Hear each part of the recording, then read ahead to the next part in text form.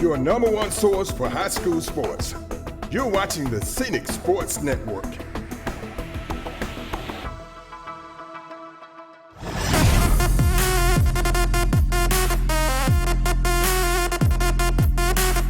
Hi, everyone, and welcome to Scenic Cable Sports Network and Providence Christian Football. Mike Bridges here alongside Corey Driggers for our third year of doing the football here for Scenic Cable Sports. We've got Providence hosting Rehoboth. It's a 5A matchup against 3A, and we've got the opening kickoff, and we'll give you more of the particulars as we go on. And the ball gets a favorable Rehoboth bounce, goes into the end zone, and Providence will start first and 10 on the 20 with a really different-looking team, Corey. Certainly. A lot of, we've got two seniors on this Providence team, very young team. As if any of you have kept up in the media or keep up with Providence sports, you certainly know that already. With only two seniors, we're thin there, but got a lot of talent and certainly some good young talent, and we're hoping to see that develop tonight against a good Rehoboth team. What Providence has coming back is 3 starters on offense, 3 starters on defense. What happens a lot of times in 3A is those are the same 3 starters on offense that are the same 3 starters on defense. So a lot of new faces. Harrison Mims, who a lot of fans will remember was the backup quarterback last year, he's going to be taking the snaps this year at quarterback. We have a different formation with Mims going out, and it looks like we may have offsides by Rehoboth. We did. A little movement there by Providence shifting to draw them offsides, and hey, we're going to take every yard we can get tonight, however we can get it, and that's just coaching right there. Good job by Coach Kenny Keith, Coach Goodson on that first play to get us 5 free yards. And very atypical of what you'd see with Providence. They're very structured and very by the book. And it looks like Harrison Mims, who we thought is going to start at quarterback, continues to be the wideout. It looks like Christian Durden, the junior, is going to be, who we expected to be the running back, is going to take the snap kind of in a wildcat formation. He bounces outside. Looks like he's going to get the first down, continues to spin, give him about 8 yards on the play, and that's a first down run. Well, there are a lot of questions around this Providence offense. There's no question, but there's no question about what Christian Durden can do on the ground. And we're going to see a lot of that, I think, in the Wildcat. There's been a question mark about who's going to start at quarterback. Here you see Durden getting the first snap from center. So we still don't know who's going to start at quarterback. We assume Harrison Mims at some point will be the quarterback. Durden has a tremendous amount of talent. He does look like he's in the huddle taking the play from the sideline, so he may be the quarterback. He has a great talent, burst onto the scene a couple of years ago with an 80-yard touchdown against HA right here in the stadium. Last year came in just a little bit injured and could never get in front of it. And we have another whistle. Corey, you know how much we love the whistles in the games here. We've had 3 plays and 2 whistles already. Looks like this is going to be a is that a delay of game? Yeah, it looks like it. So that's one of the things you get. You got Durden lining up at quarterback. He's not used to being there in a game-type situation. You can only simulate so much, of course, in practice. Here he comes in, and looks like we had a delay. He's going to cost us 5. Or did we get the timeout? Nope, it was waving off the flag. So good news there. We must have got the timeout just ahead of the time running out. Let's see.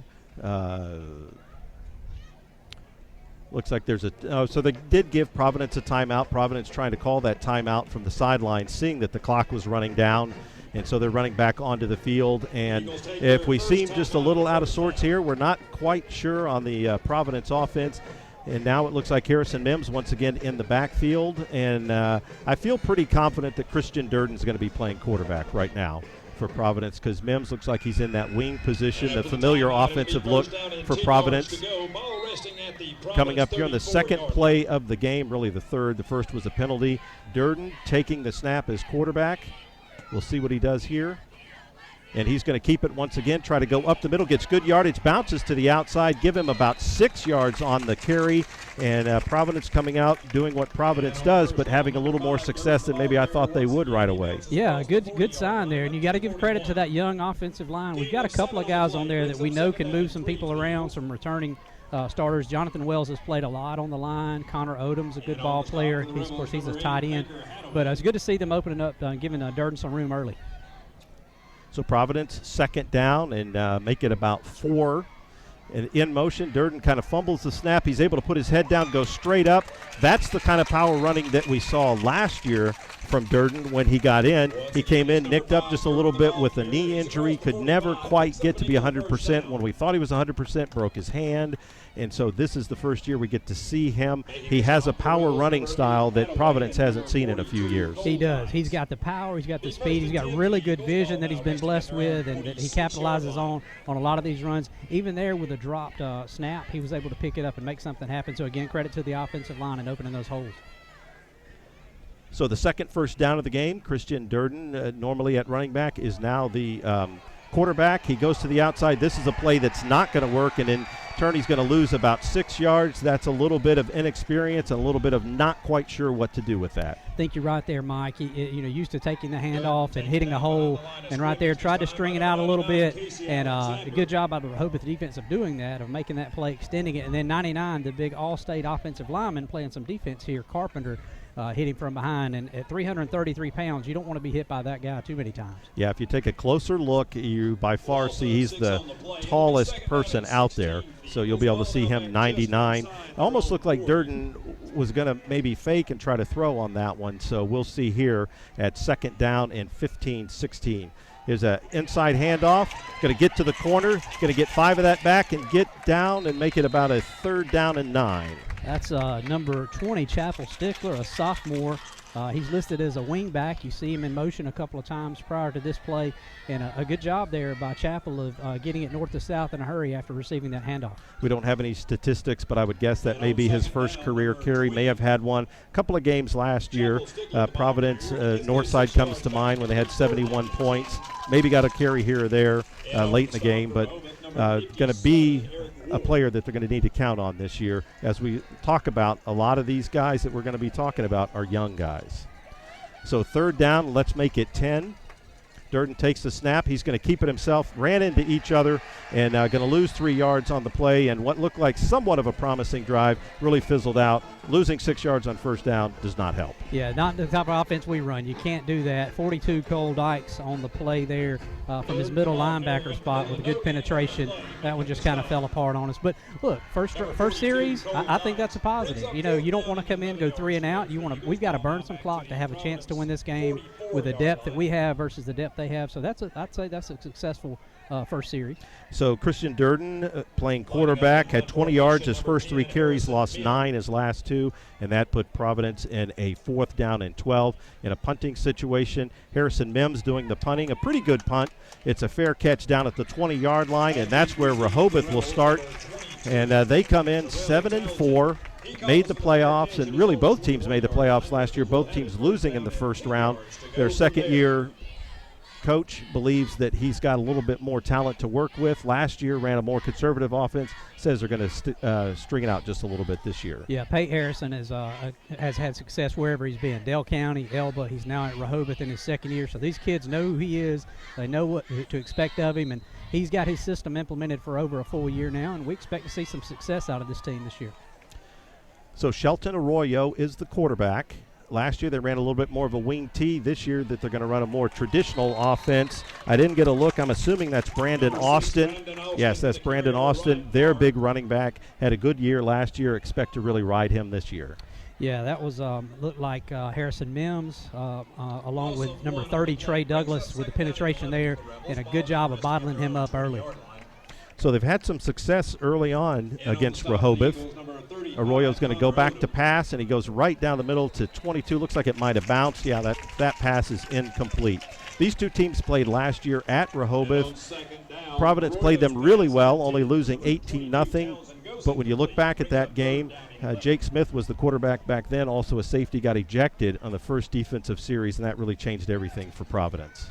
It certainly did. It handcuffed us. Obviously, the game plan's out the window at that point. But so you can certainly tell we've got a better game plan tonight. So Arroyo tries to go out. He fumbles the ball. It's going to be picked up by Harrison Mims. He's going to run it in for the touchdown. Have to make sure that Arroyo wasn't down. Right now, giving him the touchdown. And really, this is as good a start as you could expect for Providence. No question. Jonathan Wells, number 54, and I couldn't tell who the other player was that put the pressure on Arroyo. And Arroyo, this is his first football game, I believe, as a varsity player. Even though he's a senior, he's a great athlete, but maybe some inexperience there in holding on to the ball. And just what you want to see, the penetration from the Providence defense and making a big play there. Harrison Mims right where you would expect him to be. He's all over the field all the time. Great job of getting that ball into the end zone, and we'll take those points however we can get them. So Davis Bolton is on to kick. No John Jeter. He's moved on to graduation. And there's a look at Davis, gets it through, and Providence has a 7-0 lead. When you look back on that last play, Rehoboth went 5 wide. Remember, they had run the wing T the last couple of years. They thought they could do more with this personnel. They're probably not as comfortable with their offense.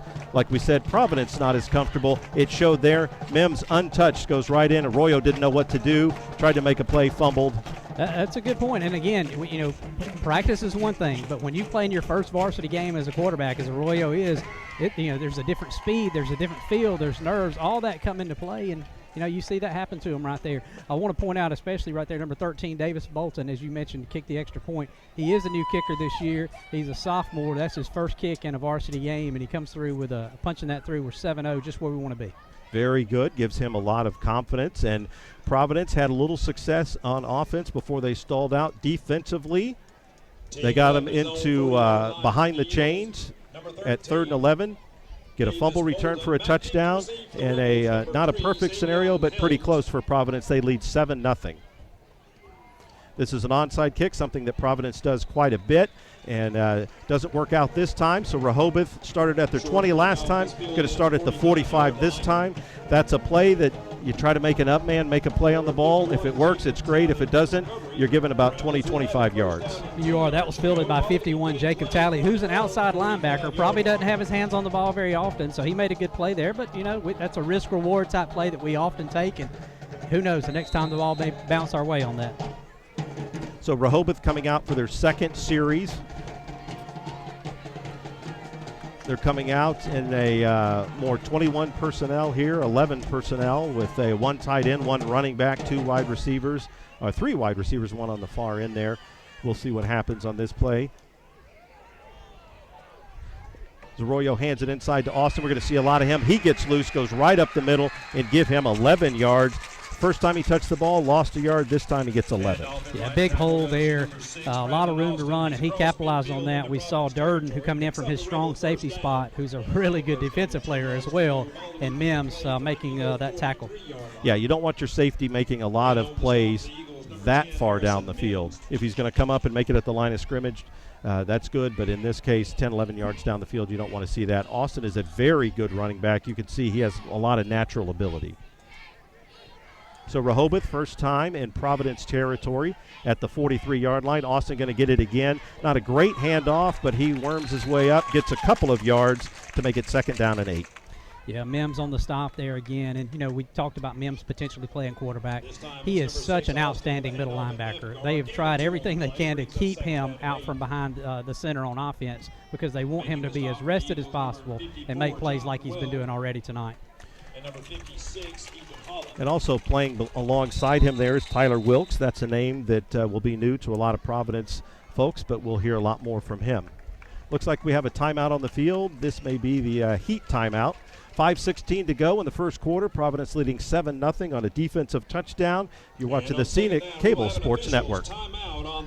Welcome back to Dothan and Providence Christian High School. Mike Bridges alongside Corey Driggers here. We're in the first quarter. Providence from 3A hosting 5A Rehoboth. Providence with a 7-0 lead. 2nd down and 8 coming off of a Heat for the players timeout. We've got some motion here, and then Arroyo looks like he's going to hold it, throw it, and almost picked off, but that's a big play for Rehoboth. Could go for a touchdown. We got a 10-5. Providence not able to get in, and Rehoboth just like that turns it around and about a 43-yard touchdown. Yeah, that's 22, Terrell Townsend. You mentioned him a little earlier. He ran the ball a lot last year when they were running that wing T-style offense, and as you mentioned before, they're wanting to spread it out more, and now you see why. I mean, that kid's an explosive player. He caught that on the edge and made something big happen. We had a defensive player that tried to make a big play there, and almost had, potentially a pick six. But when you go for that risk, sometimes the reward, or you go for that reward, sometimes the risk overtakes it. And right there, that happened to us, giving up that big play. Well, that's a perfect example of he was a step late. The problem with the play on the defensive side is he's got no backside help. And when it was a good catch, it's not like it was exactly right on him. It was a good catch, but he's able to turn upfield, and then Providence can't make any adjustment. So here's the extra point attempt.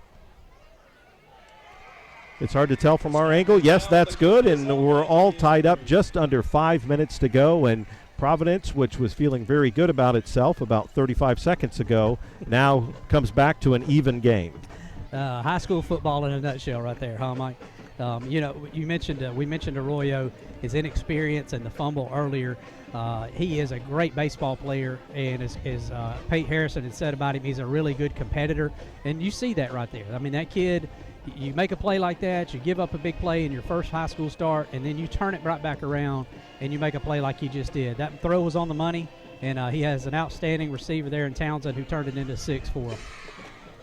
He's got a little bit of a throwing motion that takes a little bit to get out there, so I don't know if Providence maybe knew that and thought that maybe they could get on top of that, but he's got some zip on the ball. We saw it right there. So Providence had some success early on, got 2 first downs and had about 20 yards of total offense before somewhat imploding on a drive, and then they were able to get the defensive touchdown, so this is their second offensive possession. And going to need to put something together here because we're 5 minutes to go in the first quarter, all tied at 7. And the kick's going to go deep. Looks like Christian Durden takes it at about the 20. Comes up, it's got a little bit of a hole right there. Couldn't quite get out, but a good return up to the 34-yard line. Good field position for Providence as they take over in their second possession. Yeah, nice return there by Durden. He was waiting on his guys to get lined up, moving kind of slow, and I was looking around waiting for the whistle, or did I miss something? But then he turns it on there and hits a hole and grabs another 7 or 8 yards there at the end of that run. I think he's probably got a lot swimming around in his head. And now he's coming out, and it looks like Harrison Mims will probably be quarterback on this series.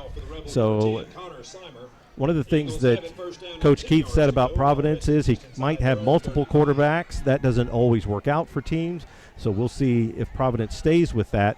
But Harrison Mims getting his first snap at quarterback. Real tough right there. Maybe tackled the ball, and good chance to keep a hold of the ball right there, and it's about 6 yards. Yeah, handed it off there to Rylan Banner, number 23, who's also a sophomore. Got a lot of talented sophomores on this class, on this team, and Banner is certainly one of them. I hear his name often around when you talk to different coaches and people who observe practice. He's going to be a good football player for us. Just got to get some snaps, just got to get some carries before you'll start to see that confidence soar. All right, so low snap once again. Straight up the middle once again, and I think it's going to be no gain on that one. Yeah, one thing we haven't mentioned, we haven't had any rain during the game, but pre-game it certainly rained here earlier. The field is still wet. That may have affected the fumble earlier that Rehoboth had, and we're having a little trouble getting the snap back to our quarterback right now. And when you're on the type of offense we run, you've got to have that. That's the exchange between center and quarterback has to be on time. Well, it throws off the timing, and so far this series the timing has been completely off, and Providence really lucky they didn't get a motion penalty.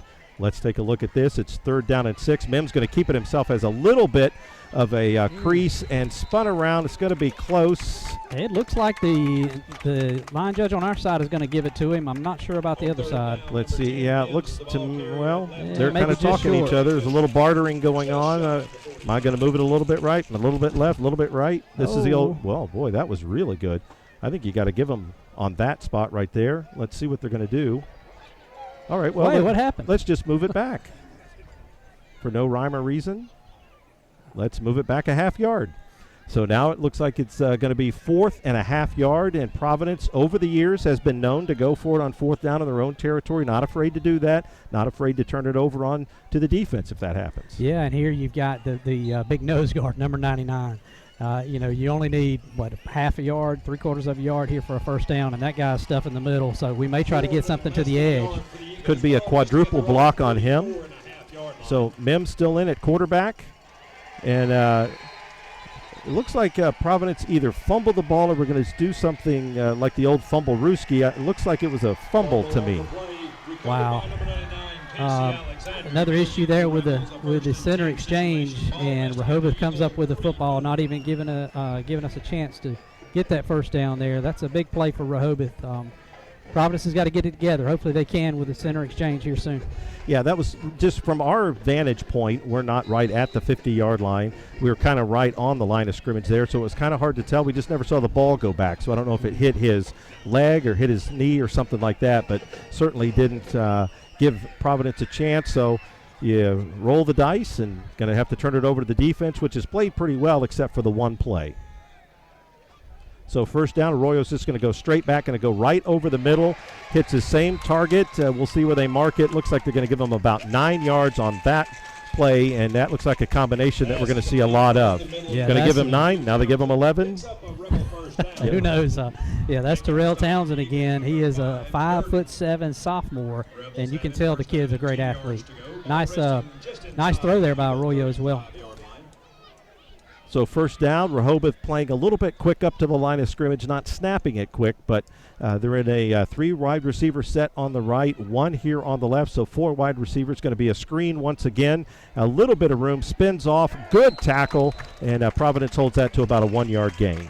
Yeah, I couldn't tell. That's on the other side. It looked like Durden in on that hit that finished him off, number 5. And tell you, he gets a lot of talk about being a running back, but strong safety may be the position. If he decides to play at the next level, strong safety, possibly a linebacker. I've heard some folks who would know say that he's got an opportunity to play on defense at the next level.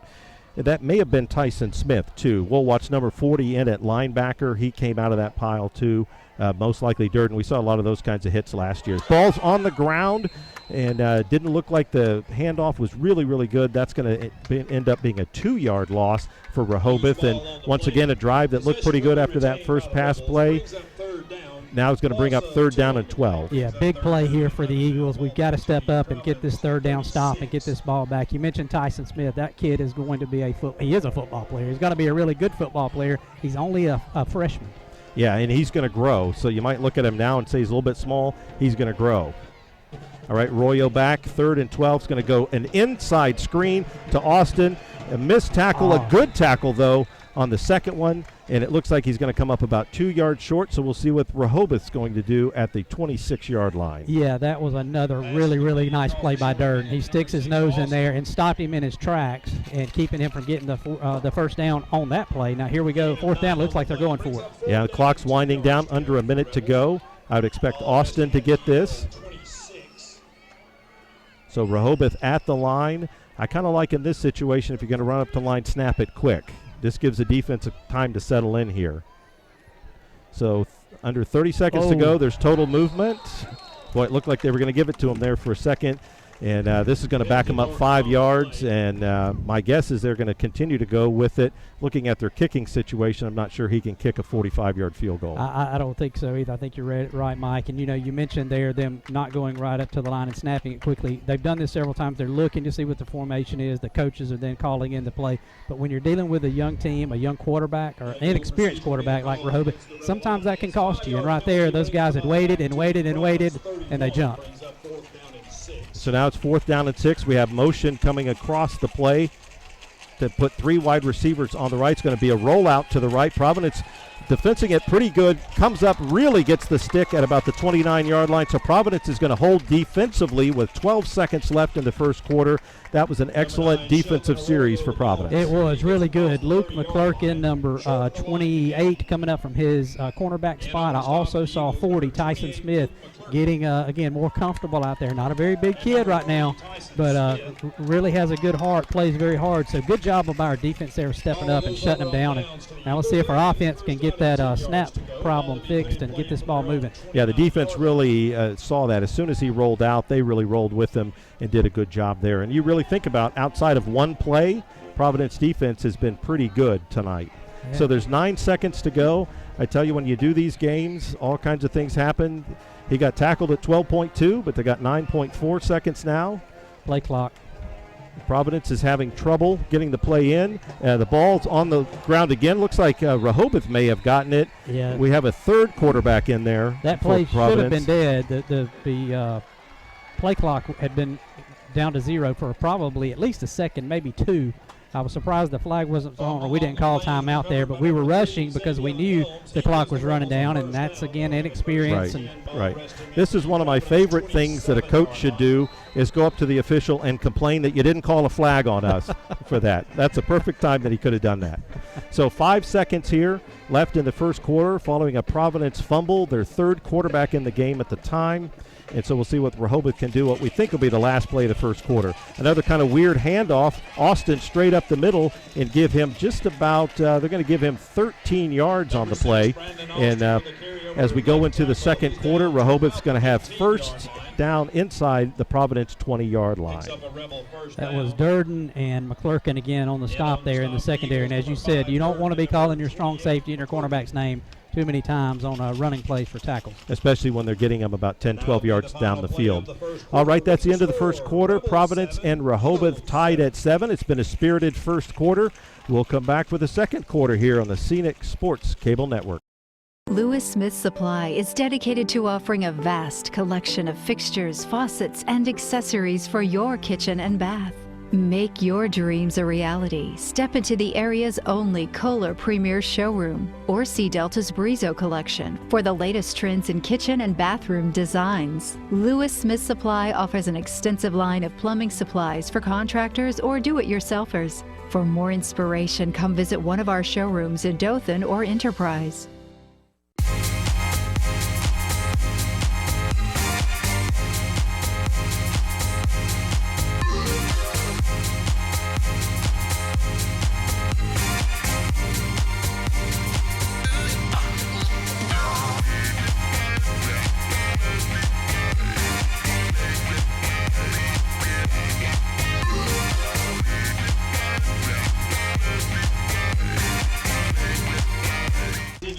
Back for the first play of the second quarter. Rehoboth, first down inside the 20-yard lines. Go with a quick out pattern, and that's going to give them just about 2 yards on the play. Yeah, 17, Gabe Pemberton, who is a defensive end, outside linebacker, I believe, for us on the tackle there for us. Gabe Pemberton brings up second down and 8 for the Rebels. Ball now resting. So it's second down and 8 for Rehoboth. 13-yard line. We've got 22 uncovered. Okay, here we go. Got somebody on him now. Spreading out the Providence defense. We'll see what they're going to do there. There was some movement, no call on it. The ball in the backside there, that could have been intercepted. That's going to fall short, going to bring up down a third down and 8. And as we've talked about, the field goal kicking doesn't look real strong for Rehoboth, so this could be 2-down territory. I think you're right. That was Jonathan Wells with a pressure on the quarterback. Rylan Banner, number 23, on the coverage. And a good hit there on 22 as the ball bounced away. Well, I would look closely at Terrell Townsend. He's got all 5 catches so far in the game for Rehoboth. So I would see where he is. Looks like he's in the slot to the strong side there on the left. We'll see what they're going to do. They're going to go inside to Austin. He bounces outside, has an opportunity, tries to run over a Providence player, and looks like he's going to come up just about 4 yards short. And I think that's a perfect example of they were going to go for it the whole time if they didn't get it. That's why they ran that one. Yeah, good job of 17 there. It was Pemberton again, fighting off the block to stick his nose in there and make that play. So here we go, 4th down once again. Last time didn't work out for Rehoboth. They had 4th and 12 and got about 8 yards. So here we are, 4th down and 4. Long 5. Arroyo's going to go out to the outside. He's got a guy wide open and just can't hit it, but the pressure there from Jonathan Wells made that play. Yeah, Wells is an outstanding player. He wasn't fooled on the bootleg. Sometimes you see a defensive end get a little too aggressive, coming inside a little too hard. Wells stayed at home just long enough to continue to put pressure on him and force an errant throw there. Another big 4th down stop for the Eagles defense. You know, Mike, we hadn't really talked about this in years past. The strength of this team typically has always been its defense. And whether you've got the personnel or not, we've got a good defensive coaching staff. We've got a good package. And these guys are executing it right now against a Rehoboth team that's definitely bigger. I mean, Rehoboth averages on the offensive line about 250. So they've done a great job with that, and you would think that Rehoboth could exploit it. Hasn't been able to do it. They've spread out and tried to pass a little bit. That's a play that I don't like. You have a right-handed quarterback going left. He's got a long motion. That's not going to work very well. All right, here we go with the inside handoff with Providence, a bread and butter play. It's going to give them just about 6 yards. Good penetration there by the offensive line, and a good way to start out this drive. I believe that's the first time we've seen number 11, Grant Baker, carry the ball for the Eagles. So spreading it around, trying to get some of these guys some experience. Going to need them all this year. We certainly, as much as we need Durden on defense, we don't want to ride him too much on offense. So it's good to see these guys are getting some carries. That's the fourth running back to run the ball today, and we could have had 5 or 6 with some center exchanges been a little bit better. Here we go. It's going to give to Durden. He's going to bounce to the outside, bounce back to the inside. Not a lot of running room, but he's one of those guys that falls forward. Give him 2 yards on the play. It's going to bring up a 3rd down and 2. Yeah, that's 35, Weston Donato, and I'm not sure I'm pronouncing that just right, but from what I understand, he is a really good linebacker, 6 foot, 225 pounds on the stop there. They have some good size on offense. Their defense is not quite as big, I think, as the offense is. They've got some good size there, as you see, a little bit on the linebacker, a little bit on the line. So Providence, once again, in their base offense that we see quite a bit, really, really uptight. A low snap once again. That was always going to be a Harrison Mims run. Good effort on his part. He gets 3 yards and gets that 1st down, and falling forward there gives him the 1st down. He did. Good blocking by, the one we've called on defense quite a few times. Jonathan Wells there had a really good block on a defender, as well as Durden leading the way for Mims to get that 1st down. And something that Providence fans should really be excited about, Spencer Carpenter, number 99, we've yet to call his name. And he's 6'3", 300 pounds, and they've been able to neutralize him as best as they can so far. Hadn't got too much on defensive, and really haven't seen too much on the offense either. All right, going to be the first pass of the game for Providence. Got a wide open player. Is able to get it and take it all the way up to the 45-yard line. The ball comes out. I think he was down, but give Providence a good gain right there. Give him about 25 yards. What a great throw, right on the money on the out route there. That was number 30, Connor Odom on the catch. I thought that was Pemberton for a second. But, 35 is Odom, actually. Odom is a really good athlete, good football player. He shows it there and reeling that first catch in. That's the hardest catch of the year right there, the first one. It is. And Odom looked it in and made a good job. And to know that he's wide open when he looks back as well, that can get you a little bit nervous. And that ball out there a little bit ahead of him, that might have been a bigger gain, but they'll take it 25 yards on that play. First pass play of the game for Providence is a good one. So now we have a little bit of a pitch play to Durden. That doesn't really work out very well, and gets tackled backward by the good linebacker, and that's a -6 on that play. Yeah, that's Donato again, 35. Looked like he was shot out of a cannon that time. He knew exactly what was coming, never let up, really went hard at Durden. Durden didn't even have time really to put one of those patented moves on him. Yeah, and it wasn't a great pitch. It was almost the old two-handed chest pass pitch. It wasn't your typical pitch that you see from a quarterback, so the defense could see right away what was going to happen there. In the first quarter, Providence had a promising drive that was stopped with a 1st down where they lost 6 yards. They have a promising drive here, lost 6 on that play. We'll see what they can do. Going to go Durden back up inside. Looks like he's going to get just about 5 of those back, but it's going to bring a 3rd and long. Yeah, that's certainly not a 5-yard gain, nothing, not bad, but at the same time, if you're Rehoboth, you're willing to give that, no problem in that situation. So they've had some success with the pass on this drive, not known for their passing over the years.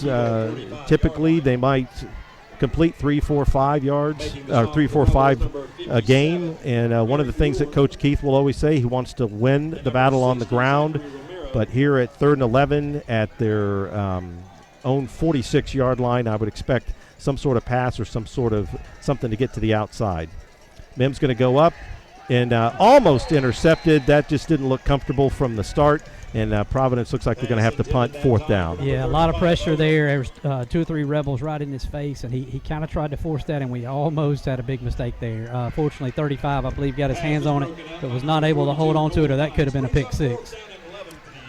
So here we go once again. Game tied at 7, just under 7 minutes to go, and Providence is bringing in a bunch of personnel. At one point, it looked like they're going to run a play. Now it looks like they're going to punt the ball. It's the old New England Patriots, where sometimes they look like they're going to run a play, then run everybody else in there. Sometimes it works to get them to jump off sides, but didn't work this time. With the clock running down, Providence calls the timeout, so just under 7 minutes to go. The game's tied at 7. We'll take this break with you on the CS Cable Sports Network. Back at Providence Christian High School, game tied at 7, under 7 minutes to go.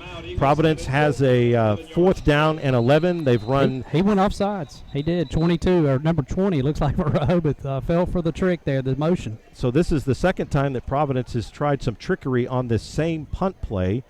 And it looks like there's offsides, but not 100% sure here. Yep, they're going to give it an offside. So that takes it from 4th down and 11 to 4th down and 6. Does this change your mindset? Doesn't mind, but we'll see if it changes Kenny Keats here in just a second. I think I punt this ball, keep it at 7-7. Hopefully you let your defense play. They've been playing good. Don't put them in a bad spot right here. Absolutely. I agree 100% here with it. I think you just have to punt and let the defense play. They're going to go to the same play once again to see what happens. There's 13 to go on the play clock. Oh. Yeah, looks like it was going to be a fake all the way. Now I would bet Rehoboth called timeout here. Yeah, Rehoboth saw that coming. I think Coach Harrison did, and smartly called the timeout because, as you just saw as the play went on, it probably would have been a first down. So a little trickery, pulling out some things out of the back pocket to try to get some first downs and make some things happen. And when you're behind the 8 ball like we are with regard to a young team, a thin roster, you got to do some stuff like that at some point. So I get it. And, hey, the way they had drawn that up and executed it, yeah, it was going to work. It looked like it was going to work. And of the 4 passes that Harrison Mims has thrown tonight, that was by far his best one. So as a Providence fan, you'd like to see a little bit more of that, maybe rolling him out and getting him back a little bit. He's left-handed, so play a little bit to his strength there. So we'll see. This 4th down play is now coming up on 45 minutes. So we'll see what Providence is going to do.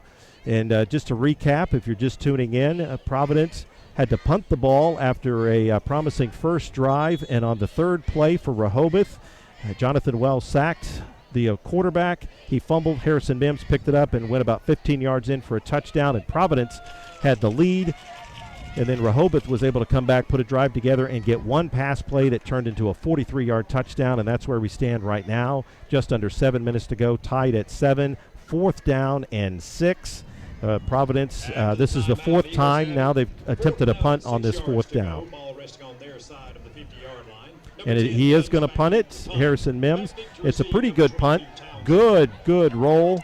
And for whatever reason, Providence wanted to get it before it stopped rolling, and I'm not sure where they're going to mark it. Looks like they're going to mark it at the 11. That's where Rehoboth will start their drive. Yeah, a little high snap.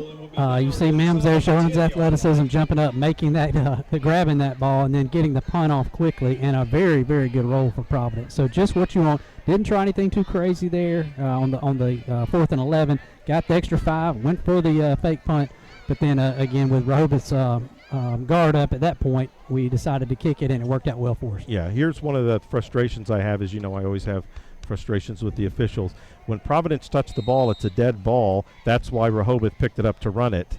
So the ball's dead where Providence touched it, except they put the ball back where the Rehoboth guy went out of bounds. Don't tell them that right now. I know. It's just they're in there for a reason.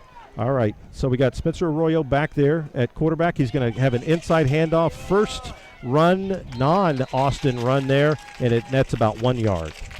Yeah, had several Providence players with penetration there. I saw 53 coming up off the pile. That's Tyler Wilkes. We've mentioned his name.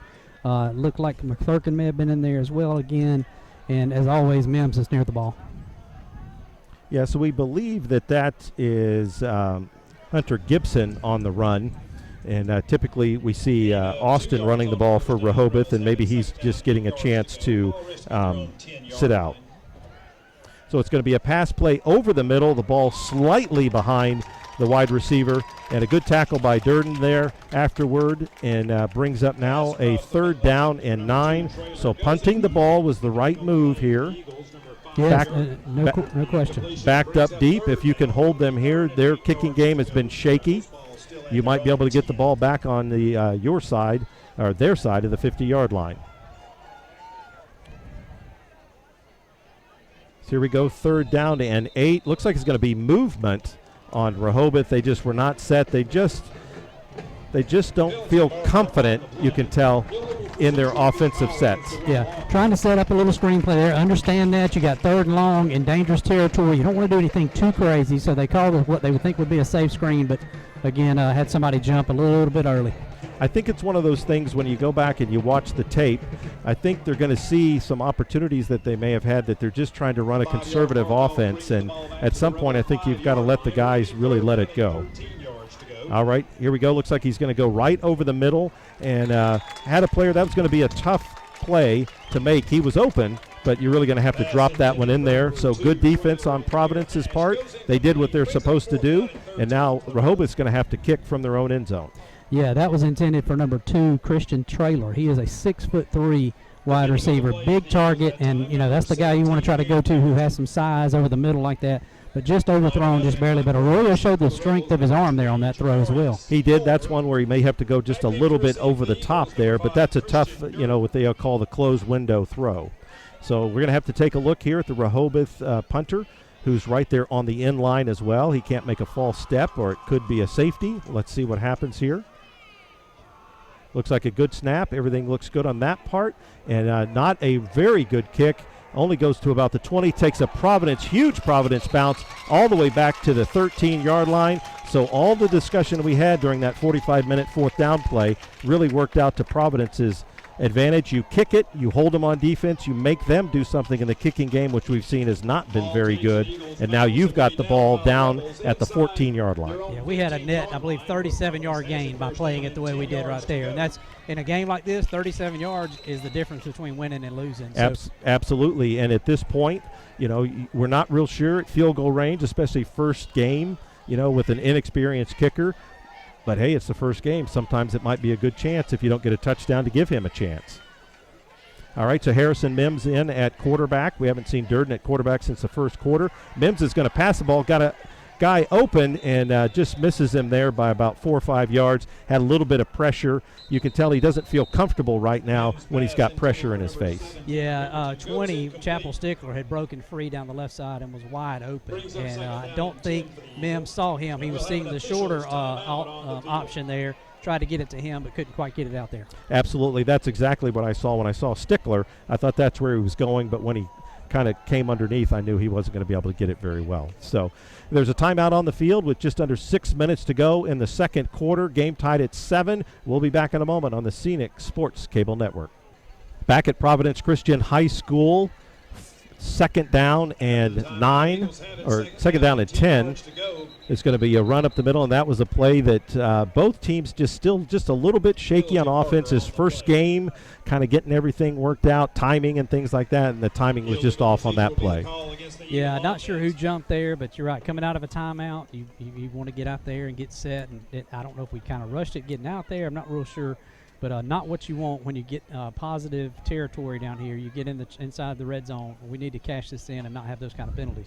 Each time that Providence has been behind the chains to start a drive or in the drive, which means when you're in the plus 10 territory, their drives have stalled. So we'll see what happens here. Providence with the ball at the 18. Now it's second down and 15. And inside to Durden, and he's hit right at the line of scrimmage, and he's able to fall forward for 2 yards, but this brings up now a third down and 12. Makes you wonder, how do they feel about the field goal kicker? Are they going to try a field goal if they don't make it, or if they're going to go for it?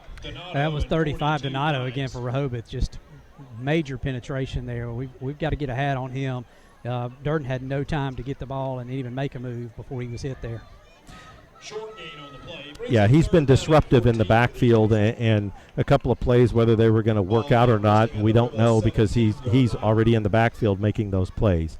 So Providence has had a little bit of success. I think they're going to go and call a timeout here. That's their last timeout of the first half with 5 minutes to go, but this is a big down. It's about 3rd and 14. Game tied at 7, and Providence deep in Rehoboth territory. We'll take the timeout with them on the Scenic Sports Cable Network. Back at Providence Christian High School in Dothan, we've got a big play here. It's 3rd down and 14 with Providence inside the 20-yard line of Rehoboth. Really, really big play in a 7-all game, and we'll see what they come up with. Harrison Mims still at quarterback. You got a lot of motion. Mims is going to keep it, And he's going to get inside the 15, but I think they're going to call an illegal shift. Yeah, two guys moving at the same time. Yeah, just, after a timeout, you get the play call that you want, and then you have a miscommunication, someone missing an assignment there, just shoot yourselves in the foot. But, this is the first game. We've got the big thing is what direction are you going? Are we going to learn from these type of mistakes and not make them next week and the next week and the next week? You're going to have this kind of stuff, but hopefully Coach Keith, they can clean it up a little at halftime and certainly in practice next week. A lot of this is timing issues. You can just tell that the guys just aren't sure when they're supposed to go, where they're supposed to go, and that will get cleaned up, especially when they get a chance to see that on tape. So we see Harrison Mims coming over with 15 seconds left on the play clock. Providence has no timeouts, so they're going to be under the gun here on 3rd down and 19. They got to run up to the line quick, 5 seconds to go, and just get the snap off. Mims is going to keep it, and he's going to go up, almost loses it, breaks free, makes something out of it, and if he hadn't almost lost the ball, he might have got more of a gain on there, and so give him just about 6 yards on that, but it brings up 4th and 15. Yeah, very scary there. That ball was certainly loose in his hands for a second, but he was able to regrip it, and not only regrip it, but get another yard or two. I think he ran another 25 yards, but it wasn't north to south, unfortunately. Yeah, when you go east to west, sometimes that hurts you. All right, so Providence is going to try a field goal here, the first official field goal. It's going to be 35 yards with about 4 minutes to go for Providence to take the lead. Good snap, good leg, looks good. Oh, and I guess it's going to be wide right there. It looks like he kind of hooked it in. Just a tad bit, just missed it. But, a really good kick there by 13 Davis Bolton. Good snap, good hold, good rotation on the ball. I mean, hey, there's some promise when you see a kick like that out of a 10th grader who's kicking for the first time in a varsity game. Well, this is a time that I think we should go to the video replay, and don't we think it went over the top on the right? We just have such a bad angle. It looked like he had brought it in, but what that does is give the coaches confidence that he could kick that from 35, 40 yards right now. Once you can get his confidence up, no question. Could be even more. So Rehoboth, 1st down and 10 at the 20-yard line, 4 minutes to go in a tie game. Austin is not in there in a run right up the middle once again by number 24 there, and going to give him just about 1 yard. Great penetration there by Zach Vinson, number 18 for Providence. That's a big play out of a newcomer to Providence. It's good to see him, a 10th grader, 6'5", 193 pounds. We need to get that to be about 6'5", 220. So Zach just transferred in. He actually moved here from New Zealand recently, Mike, and he's played a lot of rugby, so he's learning football, and there's a good glimpse right there. Hopefully what we're going to see out of him in the future. Absolutely. Austin comes back in for Rehoboth. We hadn't seen him in a couple of series, and right on cue we have the officials blowing the whistle, and I think we're going to have kind of look like he pointed toward Providence. Going to call an offsides there. I couldn't really see it, but that gives a free 5 yards to make a 2nd down and 9, now 2nd down and 4. I'm a little rusty on my rules here, Mike, but when there's an offsides, do they always blow it dead, or is that when the quarterback is there's a free run at him maybe? Yeah, they always blow it dead. Okay. So when the defense does it, when the offense moves, they don't blow it dead. Okay. So that's another one of the rules that you're not quite sure why it makes sense. So Rehoboth, it's going to be a quarterback keeper, not going to get too far. Actually going to give him just about 2 yards, but really kind of snuff that out, and that's going to bring down a 3rd down and 4. Yeah, Arroyo hit pretty hard as he went down there, and we've got a Providence Eagle player who was involved in that tackle who is down on the ground as well. I can't see the number yet on who that is. Maybe Harrison Mims. I don't see 10 standing up, and he typically is playing. Yeah, that looks like Harrison, who's got his helmet off. Kenny Keith taking a look at him along with our trainer, Katie Allen, who does a great job for us here at Providence. Well, one thing on these broadcasts, we don't speculate on injuries or anything like that. He was involved in the play. Looks like his helmet may have been knocked off, so he probably just needs a minute. So we're going to take a break here with just under 3 minutes to go. A big play for Rehoboth, and really a big play in this game. And we'll bring it back to you here in just a moment as you're watching the Scenic Cable Sports Network. Okay, it's 3rd down and 4 as we come back to action, and Austin breaks it right up the middle for a huge game for Rehoboth. As we talked about, a big play in the game, and Austin comes up with a big play himself. and that turns what could have potentially been a punt into Rehoboth in business at the 50-yard line. Well, when the star middle linebacker goes out with an injury, what do? You run it right where he was and where he should be. I don't know who was filling in there, but a big hole right up the middle. McClurkin on the tackle to save a touchdown. So they go back to Austin. He makes a move, gets to the outside, and going to give him just about 11 or 12 more yards. We'll see here.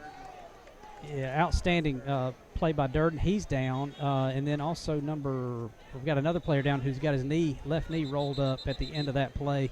So we got 2 Providence Eagles down. We also have a flag down, and there was illegal motion by Rehoboth. I'm not sure if that's what they ended up calling.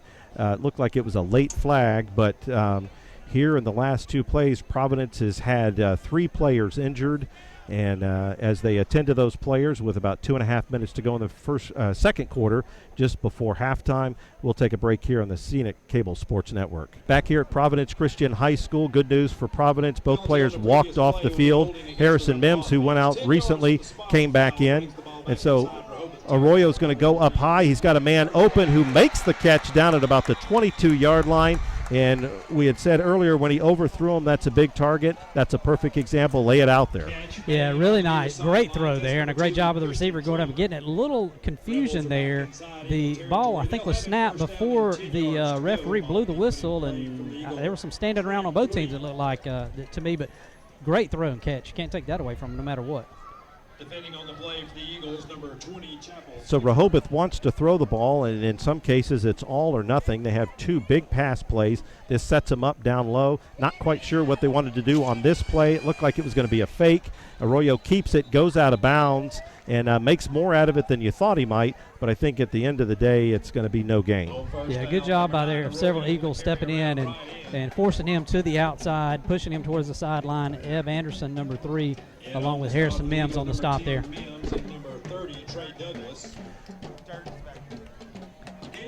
So under 2 minutes to go in the second quarter, Rehoboth driving.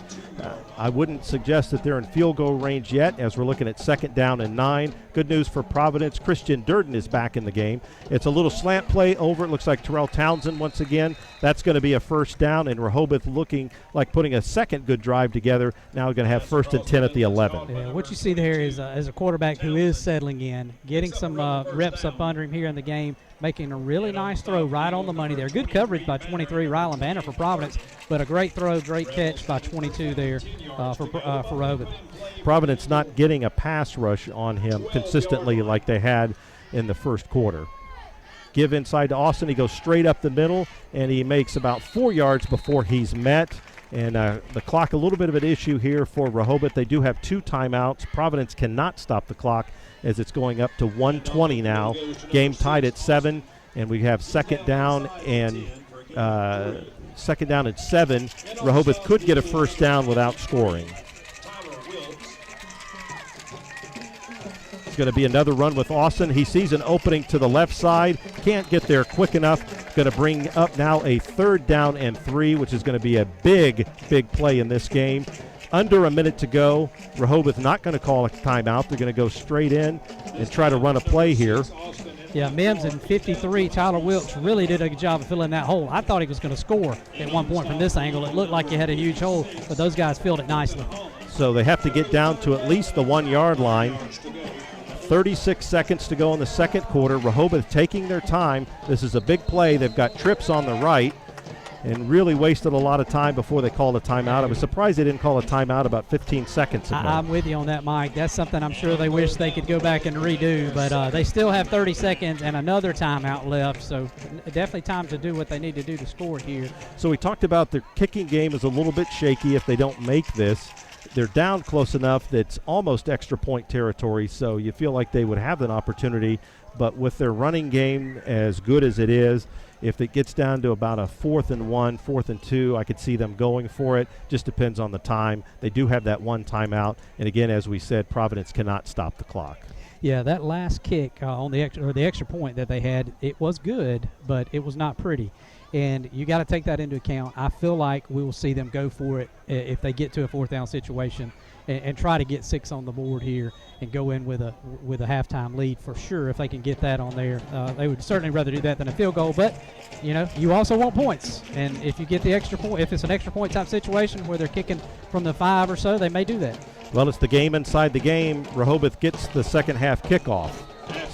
So we'll see how they want to play this here. 30 seconds to go. 3rd down and 6. Going to be just a little toss to Austin, and it's well played by Providence and going to give him no gain.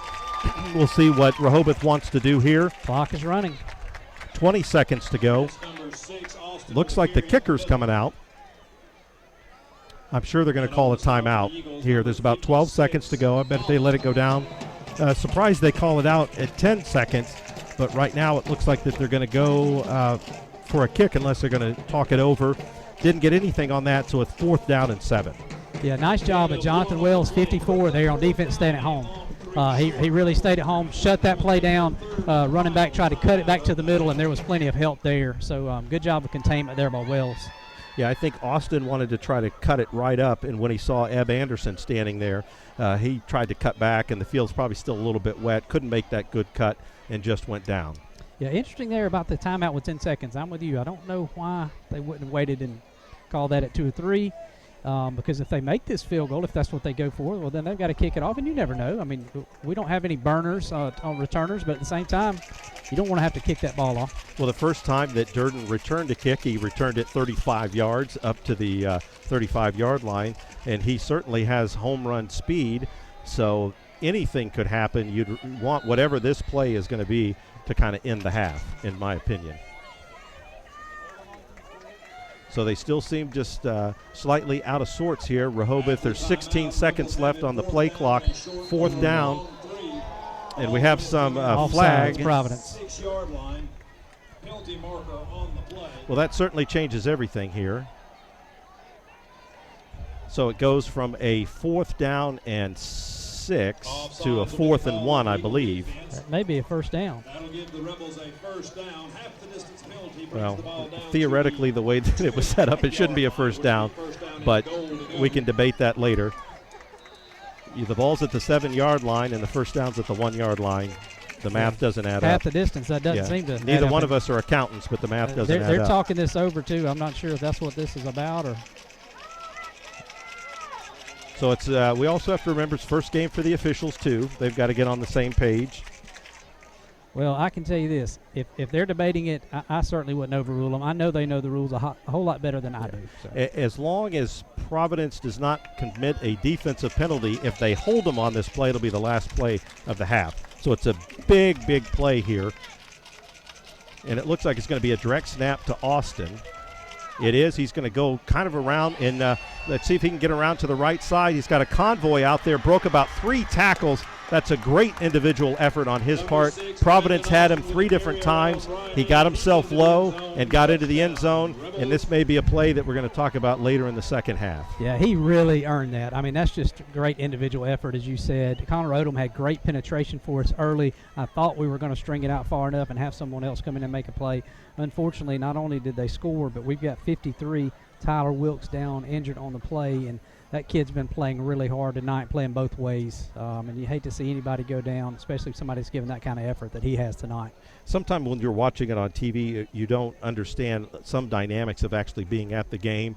It's a little cooler tonight than it has been, but it's still humid, and these guys have been in the locker room waiting to play the game for 3 or 4 hours, and then they get out here and they give it all. Sometimes you just need, you can tell them to hydrate, but they just give it their all and they don't hydrate enough and things like that. And so he's up. He's going to walk off under his own power. He's a little ginger as he walks off. And Rehoboth got the touchdown. They lead 13-7 with 2.8 seconds, exactly what we talked about. They're going to have to kick the ball off. And so here they are trying the extra point, and this is going to be a big extra point, really, when you think about it, to go up 7 instead of 6 in a game like this. So the whistle blew, and we'll see what happened. Again, I think he snapped it right before the whistle blew. to put the ball live. I may be wrong about that again, but that seemed to be what happened. Yeah, it appears that the official just wanted to blow the whistle and talk to them a little bit about what they should be doing. Not quite sure what that means. It means that nothing happened and they're going to try it again. It is a extra point here that's going to loom big in this game. Snap back. The kick up is no good. Not real good. You can see right there that just not a lot of confidence right now in the kick. Yeah, good penetration there by the Eagles, but a low kick. I don't think that would have. I think somebody got a hand on it, but I don't think that would have mattered. It wasn't going to be good anyway. But here we go. 2.8 seconds, as you said, and who knows what will happen here. Yeah, Corey, you're a golfer. That was the epitome of a deceleration on there. He went up there, and the young man's got good size. It looks like he's got a good leg. He just needs to go right through that ball. Unfortunately, I know exactly what you're talking about. All too often, especially with 100 yards in. That's when the deceleration kicks in. But well, I've seen you play, and I didn't want to point that out, so that's why I knew that. So that was going to be my next swing thought the next time I play. I appreciate that. Yes, that the Rehoboth extra point. We'll see if that looms large in this game, and they're going to have to kick off with 2.8 seconds to go. You would think it would be some sort of squib kick and a completely different kicker. It looks like Shelton Arroyo possibly. No, it's sometimes it's hard here, folks. 8 Baker Hadaway. Yeah, is kicking off, and so it looks like it may be some sort of squib kick, maybe an onside kick, something like that. You just don't want to kick the ball deep to one of the best players Providence has, because anything could happen.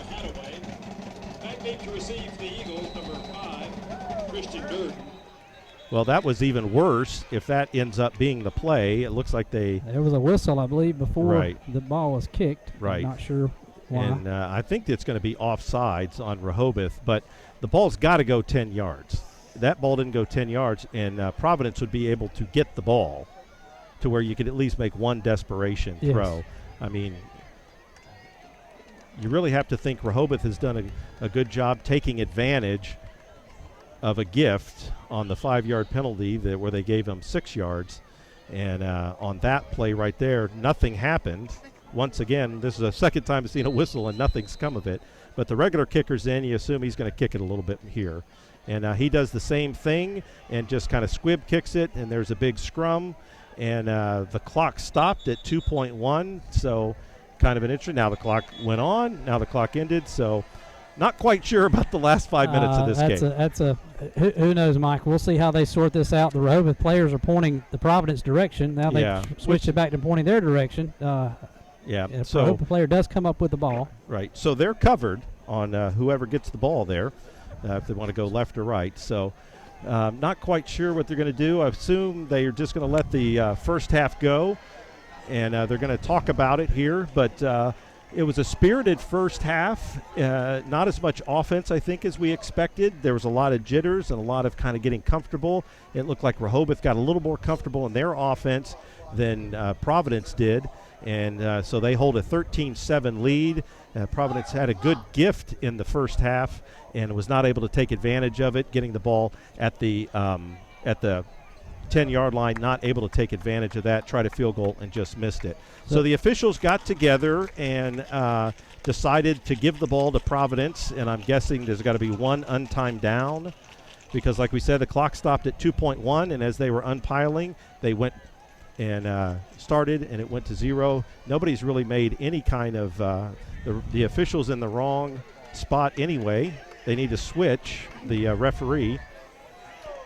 He has not blown the so now he's given the ball to Rehoboth. To Rehoboth now. Yeah, boy, this is not good. We hope no season bonuses are in on this game at all. So what's always good is when you say something to the official and then he just shakes his head. So not going to work out for Providence. So there's 2 seconds to go. And looks like Rehoboth's going to try to do one last gasp effort to see what they can do with the ball at the 48-yard line. Arroyo's back. He's just going to throw it up. He's got a pretty good arm. He's got a guy somewhat open, but the ball is not there, falls dead at the 5-yard line. And the first half is over now. Thankfully. With Rehoboth leading 13-7. Providence had to feel good early on about the effort, but the second half of the effort, no, you're fine. The second half of the effort was not there where they needed it, and so they've got to regroup here for the second half. Certainly do. A lot for Coach Keith to talk about there at halftime, and I'm sure they'll get some of these things cleaned up hopefully next for the second half. Rehoboth showed some promise there. You saw Arroyo settling in. He really had an opportunity right there for a touchdown. We had two guys behind our defenders, which you never want to see on a Hail Mary type situation. So that's another learning experience for us, something we can talk about, especially next week during practice as they're watching film, I'm sure. But Providence has got to bounce back, keep playing good defense, and get Durden back in the game. That first drive, we saw something out of him that we haven't seen since then, really since that first drive. Absolutely, and I think the Rehoboth coaches were excited about what they had. They had some depth. The first quarter, maybe we didn't exactly think we saw what they saw. Second quarter, you can see what they've probably been seeing in practice. So we'll see what the second half has to offer. 13-7, Rehoboth leading Providence in the end of the first half. We'll be back with the second half. You're watching the Scenic Cable Sports Network. Lewis Smith Supply is dedicated to offering a vast collection of fixtures, faucets, and accessories for your kitchen and bath. Make your dreams a reality. Step into the area's only Kohler Premier showroom or see Delta's Brizo collection for the latest trends in kitchen and bathroom designs. Lewis Smith Supply offers an extensive line of plumbing supplies for contractors or do-it-yourselfers. For more inspiration, come visit one of our showrooms in Dothan or Enterprise.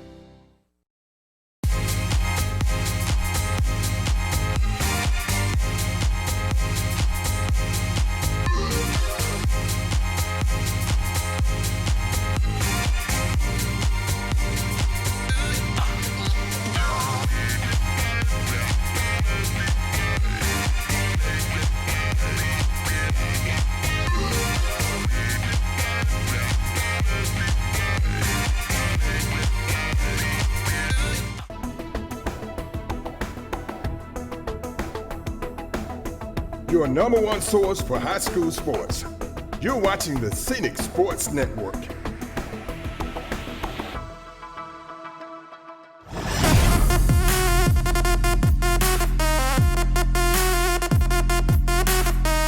Proud to present the Rehoboth High School Marching Band.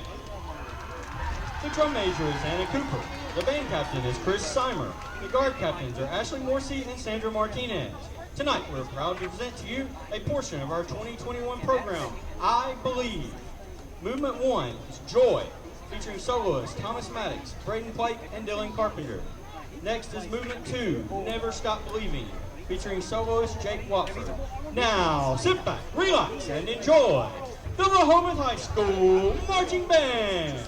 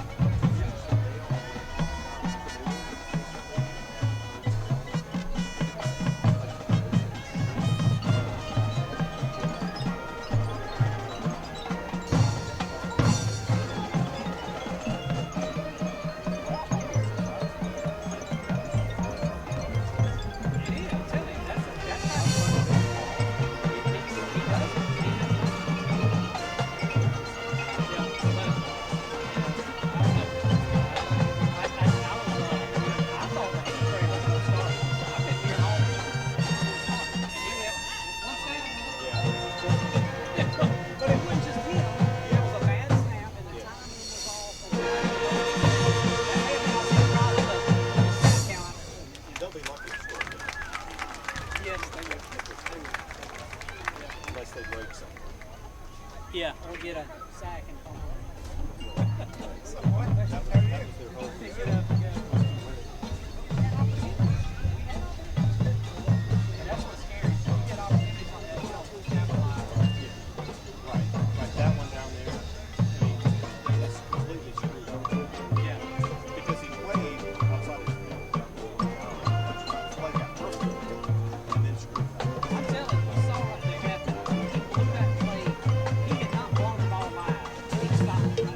that same thing happened on that play. If you go back and look, the long pass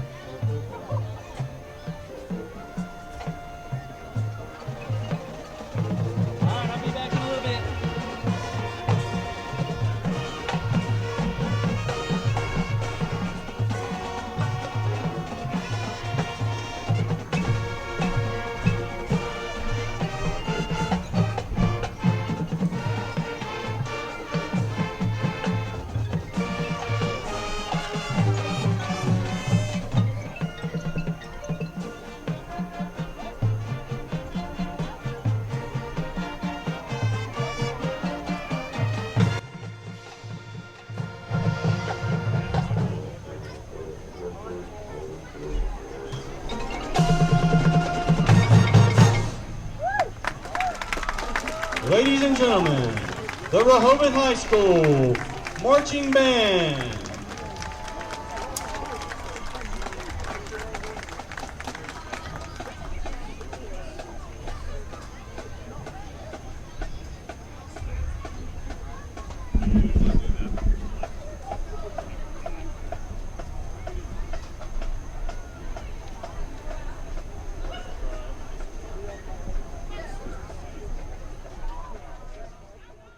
Lewis Smith Supply is dedicated to offering a vast collection of fixtures, faucets, and accessories for your kitchen and bath.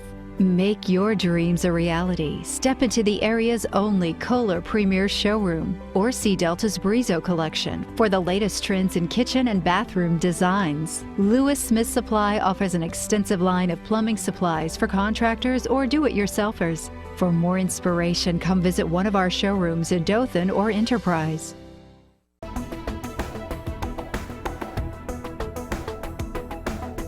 Your number one source for high school sports. You're watching the Scenic Sports Network.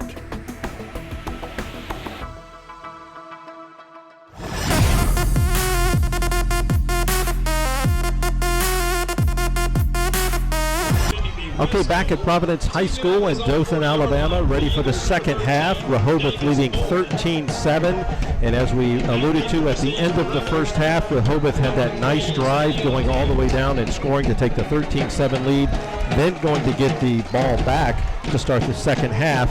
And so Providence defense really needing to get strong here. They didn't have a good second half of that second quarter, and they need to readjust.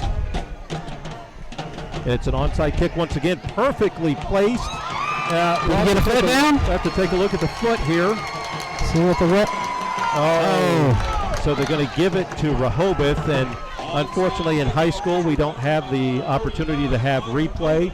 He was right there on the sidelines though, so it worked out perfectly and just not able to get that one last extra foot in. Yeah, jumped up, snatched it out of the air, and I guess came down on the line. He was, as you said, we can't quite see, we're blocked, but he came down very, very close to the line there. So Providence played very good defense in the first quarter. The second quarter started to bend a little bit, and Shelton Arroyo, quarterback for Rehoboth, threw for 109 yards. These are unofficial statistics. And Brandon Austin, who ran pretty well in the second half of the first half, had 58 yards, a total of 169 yards total. Mike, I believe they've given this ball to us, to the Eagles here. It did. Okay. Staying with the trend of the first half, where we're not quite sure what the officials are doing. It did look like his feet were pretty close. So perfectly placed for Providence. They go on offense, and we go back to what we saw in the first quarter with Christian Durden taking the snap at quarterback, but we also saw what we saw in the first half with tough snaps. Yeah, not the way you want. You get a break. You get a huge break there with the onside kick. You make the recovery. You think, okay, we're going to make something positive happen here, and then we have that. We shoot ourselves in the foot with a bad snap again. I think, Mike, I heard some news from someone who ought to know, and I'm afraid Mims may be out for the second half. He is walking up now on the sideline. That is a huge blow if that is true, that Harrison won't be playing the second half. We'll see how that progresses, though, in a minute. Yes, and again, that's kind of unofficial, so we haven't heard anything official on that. So 6-yard loss there on the first snap of the second half. Christian Durden taking the snap, kind of winds his way through, able to get all of that 6 yards back and get Providence into a 3rd down and 10. Durden only had 14 yards rushing in the first half. I believe he started out with 20 and then lost 6 yards the rest of that first half. Yeah, that first drive, Durden did very well to open the game, and here we see him going to carry the load here on this first drive of the second half. Yeah, Providence with just 66 total yards in that first half. So Durden goes straight up the middle, carries a few tacklers, does what he can, gets to the 40-yard line, and I wouldn't be surprised to see Providence go for it here on 4th down and 6. It is 4th and long, and, Mims is our punter. So, we're going to have a backup punter in there potentially, but it looks like we're going to go for it, as you said. Yeah, a lot of times in college games you see the punter. Sometimes they do the place kicking will do the punting. In high school, not exactly the same thing. Sometimes you only have one player that can do that. So Providence going for it, not really a surprise. They have a history of going for it on 4th down, 4th and long. So we'll see here to start the second half. Durden looks it over. He's just going to keep it straight up the middle. Has a little bit of a crease, not much, not going to get just about 3 yards on that. And Rehoboth's going to hold and take over at about their own 37-yard line. Yeah, Providence played it safe there. Obviously didn't want to punt it. I guess scared of a bad snap, or I don't know who our backup punter is. Doesn't have any game experience, I don't believe, at this time. And at least we are on the other side of midfield, and it's going to be a long drive for Rehoboth either way here. One thing that Rehoboth has done a good job after about the second drive defensively is really be disruptive to the line of scrimmage, and that's really caused Providence some problems. So Providence needs to get the defense in order here. Brandon Austin going to go straight up the gut, give him just about 4 yards on that. Like we talked about, he had 58 yards unofficially in the first half and had 4 yards there. And he's done a much better job for Rehoboth in the second half. Yeah, that was 40. Tyson Smith, the freshman on the stop there, filling in for Mims at the linebacker position. So Rehoboth, second down and 5 or 6, going to be a handoff to Austin, and he kind of counters into the line of scrimmage, give him just about 3 yards there, so it looks like it's going to be 3rd down and 3. Again, that was 40, number 40 on the stop, Tyson Smith, along with, I believe, number 23. That's Rylan Banner, who had a hand in that as well. So good penetration there by the freshman. Here's number 10, Mims. He's back in the game. Not surprising. Knowing how the heart that kid has and how tough he is, not surprised at all. So 3rd down and 3, another big play. Looks like Providence may have just jumped off sides right there, which is going to give Rehoboth a 1st down. And not to say that there's big series in games, but we knew this first drive of the second half for Rehoboth going to be very big for the Providence side. Down 6. Offense has really done nothing since the first quarter. If you fall behind by 2 scores, it's going to be very tough tonight. Yeah, with our offense struggling like they are, for this to go to a 2-possession game would be really a difficult thing to overcome. So our defense really needs to step up here. Got a 1st down there on the penalty, so let's see what we do here. So in the kind of the pistol formation, you don't see that much in college football anymore, but it's straight up the gut. It works this time. Give them 9 yards on the play, and Rehoboth starting to just run it right up the middle. Yeah, one thing obviously before the game we were concerned about was the depth of our team. We've got so many guys that play both ways. We've got about 43 or 44 on the roster, I believe. Rehoboth's got over 90 players on the roster that we downloaded from Max Preps. And, you think that's going to show up at some time, even though it's not really hot tonight like we were expecting it to be. That was Braden Hardy. It's 3rd and 1. Arroyo's going to go up top and not even really close there. Going to bring up a 3rd down and 1. Yeah, good coverage there by Luke McClurkin, number 28. Stayed very nicely with number 16 there for Rehoboth, who is a really tall wide receiver. That's Jacob Vickers at 6'2". McClurkin gives up 4 or 5 inches to him, so good coverage. I would expect here on 3rd down and 1 that Rehoboth was most likely going to run the ball. And it's interesting that they've given Austin a couple of series off. He's off the field right now. And Braden Hardy, that last time he ran for 9 yards. We'll see if he gets it this time. They're going to take him straight up the middle. And was hit in the backfield, not able to bring him down. He gets just enough to give him 2 yards on that. That's another 1st down for Rehoboth. Yeah, had some penetration, had a shot at him. He ran through a couple of arms there. And then had a nice tackle there by a Providence defender. I'm not sure who that was that stuck their nose in there and hit him really hard, but just barely got the 1st down. So Rehoboth kind of methodically going down the field. They got a 4th down stop after an onside kick from Providence and started at about their own 43-yard line. And Arroyo's just going to keep it, try to get to the edge, and just give him just a couple of yards there. And kind of looked like a blindside block there on one of the Providence players. He was knocked down, no flags on the play, and it's going to be 2nd down and 8. Yeah, Mims covering a lot of ground from his middle linebacker spot there to chase down Arroyo and force him out of bounds. Glad to see him back in there and running around like he likes to do.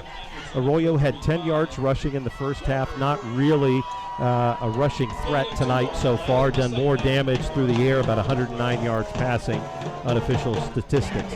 2nd and 8. Hardy's still in there at the running back. He's going to get it straight up the gut, breaks a tackle, breaks free. He's going to try to get into the end zone, gets caught at the 15, and I'll be honest with you, Corey, you saw a little acceleration there from him. He really did. That was a burst we haven't seen tonight so far, and fortunately for the Eagles, Durden was able to make a touchdown-saving tackle there, but not after a very big gain to get them down inside the red zone. That's the third longest play of the night for Rehoboth, 26 yards for Hardy, and previously he had just 13 yards, so that's going to get him up there, and they're going to have 2 rushers tonight, probably over 50 yards. So it's first down and 10 at the 15-yard line, going to be run right up the gut once again, and it's Hardy trying to make it, give him just about 2 yards on that play. Yeah, good penetration there by the defense. I saw looked like number 40 again, Tyson Smith, but primarily I believe that was Harrison Mims on the tackle there. Good job by our inside linebackers filling those holes. And this is big, Mike, as you said, this first drive. This right here is a time to step up. We know their kicking game struggles.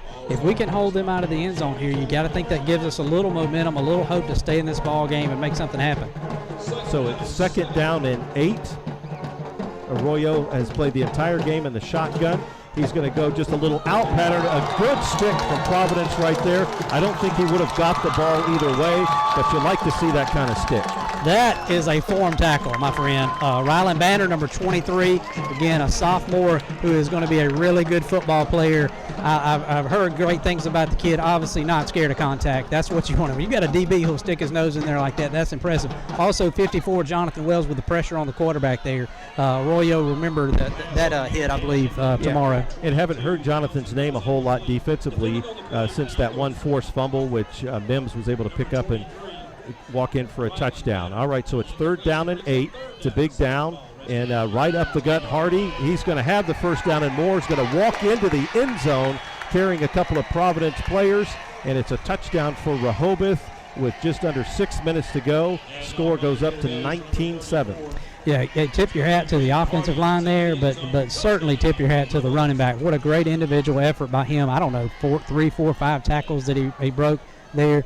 You're starting to see a little fatigue again on the Eagles defense when you have those kind of missed tackles. That's something you don't typically see out of a Providence Eagle defense, that many missed tackles, especially on one play. Okay, so the kicking game has been an adventure for Rehoboth. We'll see what they can do here.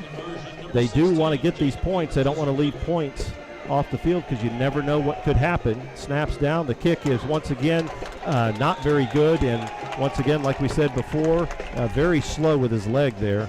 And 19-7 is the score. So if Providence can get a touchdown and extra point, they can get themselves right back in this game, have a chance to win it. Going to be interesting to see what we do here on offense with our quarterback situation. Is Durden going to come back in and just run the Wildcat?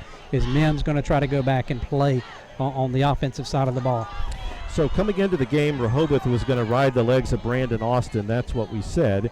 And Hardy on that drive went 52 of the 55 or 56 yards of that drive. So really rode his legs. So now they've got 2 rushers over 50 yards. They have over 200 yards of total offense. You can see that Rehoboth starting to get some momentum. They're starting to get clicking. And this is the time that Providence is really going to have to dig down and get the ball and try to drive it down, because if they put the defense on the field, even though it's cooler, it is humid, and start to wear down. Yeah, I tip your hats to the Rehoboth coaching staff here. It looks like they came out early in the game wanting to throw the ball more, and that didn't have – they had some success at times, but it was some big plays really, but not real consistent. But now you see they went to the running game there, and it certainly worked on that drive. Well, there's a lot of coaches that might get nervous after that first couple of drives that didn't work for Rehoboth and just start running the ball and just kind of keep it tight. But they stayed with the game plan, trying to throw the ball. They got the success on that screen play that turned into a 43-yard touchdown, which got them back in the game at 7-all. And really, since that time, it's been all Rehoboth offensively. Defense has been really stifling, and Providence has not really been able to get many chunk plays, 2, 3, 4 yards, something like that. Not much in the passing game. So we'll see if they kick it deep here. Durden had a pretty decent return in the first half, and he's really played his heart out. Just not a lot of room to see what he can do. And regardless of what happens tonight, there's going to be much better nights on throughout this season for Christian Durden. And so there's the kick, and Durden's going to take it at about the 7-yard line and gets up to about the 21-yard line. The upper defense there didn't do him any favors, and he gets it up to about the 22. Yeah, gonna give a little credit here to number 15, Justin Trawick, on the kickoff coverage team there for Rehoboth. He comes in and he busts up what was a semi-wedge, I guess you'd say. Right. You like to see somebody's got to sacrifice, and yeah. he certainly threw his body in there and sacrificed so that somebody else could make the tackle. Good teamwork there by number 15 for Rehoboth. And Gray Baldwin was the guy that got blown up on that play, and to his credit, he's a freshman. So, there's a lot of nerves on his part out there. So he'll have better days ahead as well. So now we're going to take a look at Providence. It looks like they may have their third quarterback in, Craig Pittman. He's going to go with an inside handoff, and much like what we saw in the first half in that first drive, just a couple of yards, and the defensive line of Rehoboth starting to really stand stout. Yeah, hadn't got a chance to talk about Pittman yet. Number 2, he's an 8th grader. Don't know that we've ever seen an 8th grader play quarterback for Providence. I don't think we have, but the kid is an athlete. I hear he's tough, and looked like he knew what he was doing there. So, hey, that was good. That's promising. So we'll see what he can do. This looks like it's going to be his drive. And Providence really, if nothing else, just needs get a couple of first downs, get that defense a chance to kind of rest. Durden goes in motion. It's going to be a pitch out to him. He makes a great move to not get tackled in the backfield. And Rugby Scrum gets the ball up just about to the 27-yard line, makes it a manageable 3rd down and 4. And that's one of the better runs of the night for Providence since the first couple of plays. Yeah, you say a 4 or 5 yard gainer, how big of a deal is that? Well, that was really special. Durden, the ball is being pitched to him. He's having to watch it, secure it, and then to put on that kind of move so that he could gain some yards and not fumble the ball. That's really impressive. That's a lot of talent there.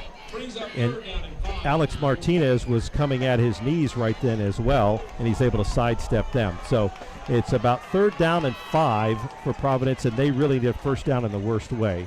So it's going to be a give to Durden. He's got a little crease. Looks like he's one of his better runs of the night, able to go over and about give him just about 10 yards on that play. One of the best plays of the night for Providence. Gets them a first down, much needed first down. Good job out there, number 5. He saw the lane. He was trying to get it to the outside. He saw an opportunity to cut back, and when he gets moving forward, he's going, as you said earlier, he's going to fall forward and get some extra yards, but good vision there to make something out of nothing right there.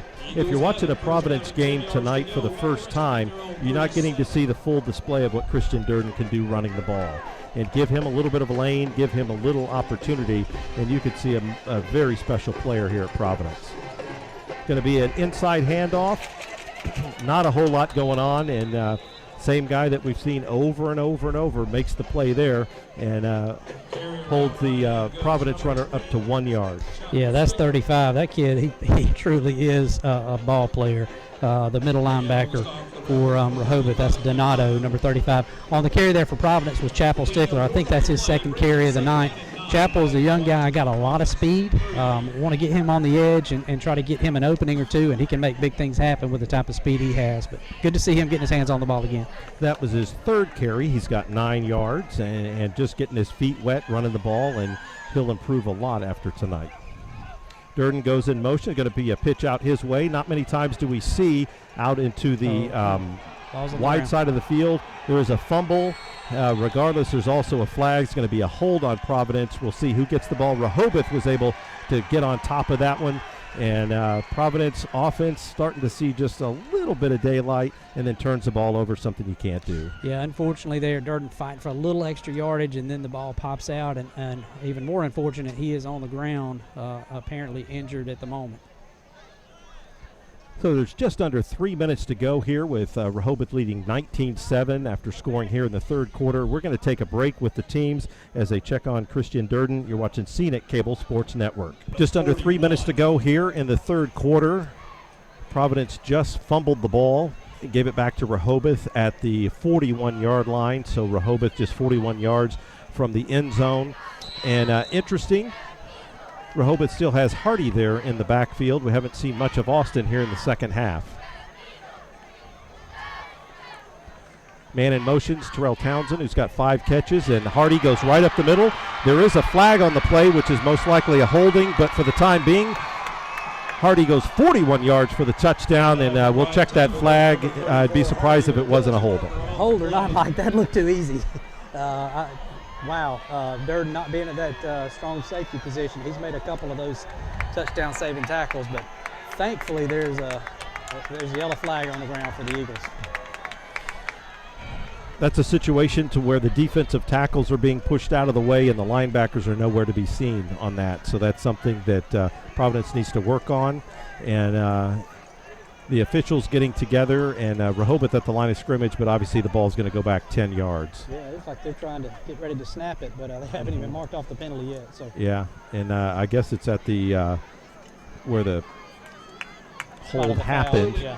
So instead of 2nd and 20, it'd probably be more like 2nd and 18. That's a break for Providence, and Rehoboth's been able to take advantage of the breaks that they've gotten. So Providence really needs to take advantage of these breaks.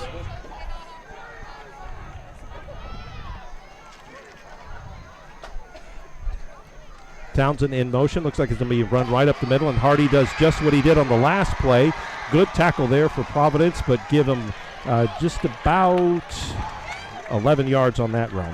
Yeah, broke free again. Ran it basically just to the other side. Same play, had Townsend in motion again. A lot of running room, a lot of momentum. Number 4, Calvin McClintock's a freshman for the Eagles. You've heard that McClintock name. He's been around Providence football very long. McClintock sticks his nose in there, makes a nice tackle, touchdown saving tackle. He's in there because Christian Durden came off the field following that fumble. Rehoboth just very, very deliberate here in the second half. Very smart, running some clock, not running with quite the speed that they did in the first half. Arroyo's going to go over the top, and the ball is behind the receiver. And once again, I think he had him open. There's some extracurricular activity and between the wide receiver and the defensive back. No calls, and we're going to be looking at. Yeah, that's the 6'3", number 2 receiver, Christian Traylor, who's intended for a throw, was behind him.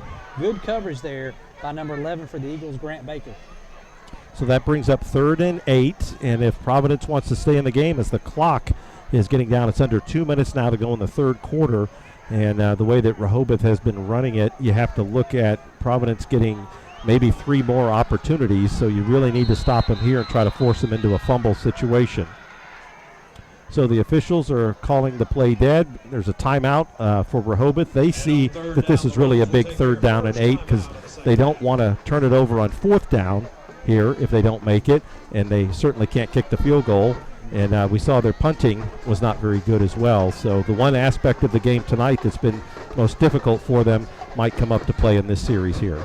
Yeah, and I think with the ball being on the inside the 40, I think this is certainly 3rd down territory. So play calling wise, you're not necessarily thinking about we've got to get all 8 yards right here. Obviously they would love to, but I would think that you've got to be thinking that as a coach as well, that we want to do this in 2 plays if we have to, or we're certainly willing to do it in 2 plays if we have to. Yeah, you certainly want to get into a 4th and 2, 4th and 3 situation, and maybe you'll go for it right around the 30, 32. Now we've seen them break 2 big plays, 43-yard touchdown off a screen pass, 52-yard run. Providence could do the same thing. So that's why you don't want to give them any momentum on this. So just under 2 minutes to go, 1:54 in the third quarter, which has been quite a bit quicker than the second quarter. The second quarter was very, very long. 19-7 Rehoboth with the lead and the ball, but looking at a 3rd down and 8. They've got 5 wide receivers. They've really spread it out. They've got trips on the left. It looks like Austin maybe is in the slot there. The ball goes over the middle, and not a very well thrown ball, and Arroyo's been pretty good today. That was probably one of the balls he wishes he had back because Townsend was open there. Yeah, not really understanding that play call necessarily. Again, spreading out, nobody in the backfield, as good as they've been running the ball, running off 30, 40 yards at a time, even though there was a penalty there on that one. Not real sure about the thinking there when you know you're probably going to go for it on 4th anyway. And honestly, Providence has had a hard time stopping the run right up the middle this second half. So Austin is back in on this 4th down and 8, and you don't want to say this is the ball game, but for Providence, if they can stop them here, it keeps a glimmer of hope.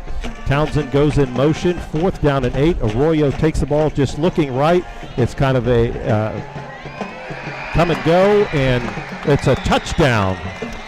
Yeah. This is the play that they've been trying to hit all night, and they're able to hit it there on 4th down. I think you're going to get a taunting penalty, but it's still going to hold up as a touchdown. Yeah, a little hitch and go there, and our DB was trying to make sure that the pass wasn't completed to stop that 1st down, and, that is a good play call. I can understand why they did that one for sure. You got a 6'3" wide receiver going up against a DB who's less than 6 foot. You got a mismatch already, and just a good play call, well executed by Arroyo, again, who's a young quarterback when it comes to experience of giving that shoulder, that little head fake, so to speak, to get the DB to bite on that. So that's a 41-yard touchdown pass to Taylor, who in the program says that he's 6'3", 150. There's no chance he's 150.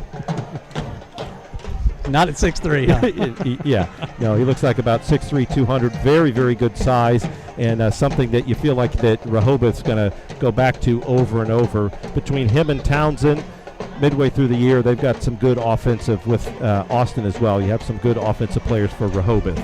So it was a taunting penalty on number 2. There's been some jousting with him. He's been a little frustrated. Balls have been behind him, over his head, and like most wide receivers, he wants the ball. And so Rehoboth is going to go with the extra point, which has not been very good the last couple of times, so they're going to go for 2 here, and then that 15-yard will be assessed on the kickoff. So Providence should have some good field position, but the bad news is that they're going to be down 4 scores, 3.5 scores. So Arroyo in the backfield is going to be the old double reverse to Townsend, and Providence had it defended pretty well and just whiffed on the tackle, and Townsend walks in for the 2-point conversion. 27-7 Providence on the short end. Yeah, good job of discipline and staying at home and being where they were supposed to be, but running back just made a great play. I mean, tip your hat. He made a great job of eluding the tackle there, and when you got good athletes as Townsend, I believe that was Townsend, right? It was. That kid's obviously a special athlete and just made a great move and great individual effort to make that 2-point conversion. He had 5 catches for 75 yards in the first half, and then he gets that 2-point conversion there. And the Providence player, I bet if you looked at it closely, may have closed his eyes just a second there. He saw it and tried to make it, and so he'll learn from that and be better next time. So a little bit of news, kind of an injury update here. 17, Gabe Pemberton is who we called his name quite a few times in the first half, is on the sideline with his shoulder pads off. Now number 5, Durden, also has his shoulder pads off on the sideline. So, we're limited and guys playing both ways already, and those are 2 names that we've called a lot that appear to be out of the game for the rest of the night. So at this point, Mike, what do? You're trying to get some experience for some of your guys that may not have been playing. You got to kind of regroup and lick your wounds and try to get, as we've seen, the 8th grader Pittman getting some snaps now, do some things to get some guys some reps that'll be ready for later in the year. So Calvin McClintock is in for Christian Durden. He goes right up the gut, gets the ball up. It's a good return up to about the 37-yard line. One of the things that he'll like to see there when he looks at the film is how many little teeny steps he took, but did a good job. Maybe the first time he's ever returned the ball on a varsity game, so get a little bit of experience there. So at this point, with a minute and a half to go, 27-7, you don't want to say the game is already, out of Providence's control, but if they can put a good drive here and get some defense, then you're going to have to make Rehoboth make plays, and you never know what will happen, but they've got to get the offense worked out here. Yeah, we've got Pittman back in, number 2, the 8th grader at quarterback. So there's an offsides right there, so that's something Providence can build on. So instead of 1st and 10, it'll be 1st and 5. Just little things, just build it up. It's like building up a wall or something like that, just like brick by brick by brick. Yeah, number 2 there, Pittman, with a hard snap count coming in and drew the nose guard, I believe it was defensive tackle off sides there. Durden is actually putting his pads back on. Maybe he's coming back in the game. We don't know. We'll just have to see. So Providence only has about 25 yards here in the second half. We'll see Pittman throwing for the first time. Not a bad throw out. Looks like maybe that's to Harrison Mims, and give him just about 2 yards on that pass play. Brings up a 2nd down and 4.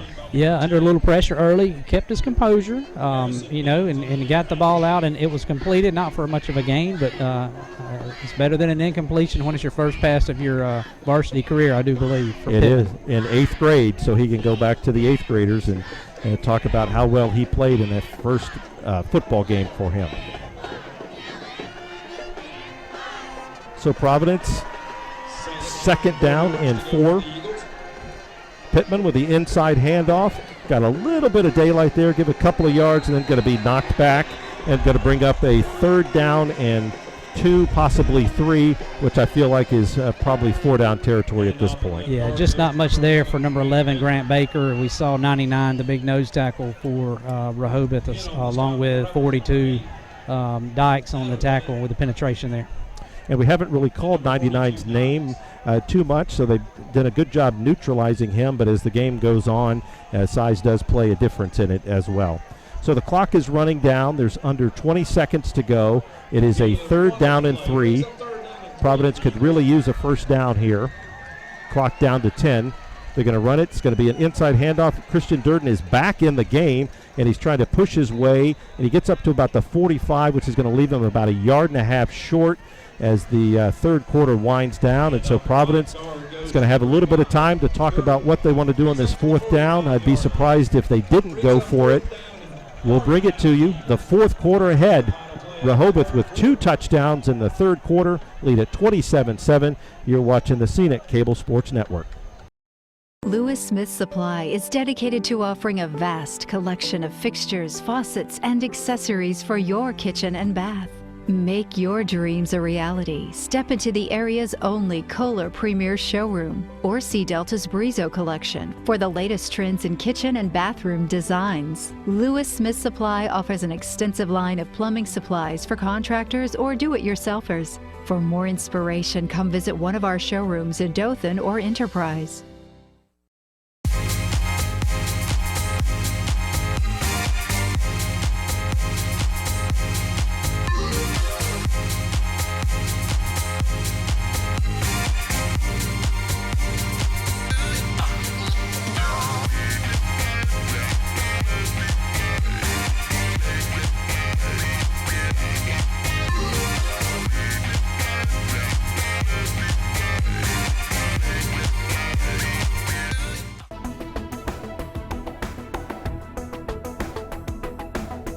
Your number one source for high school sports.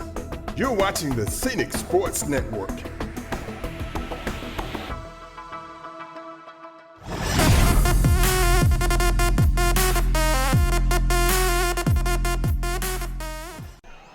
Back for the 4th quarter between Rehoboth and Providence Christian. It is 27-7 Rehoboth.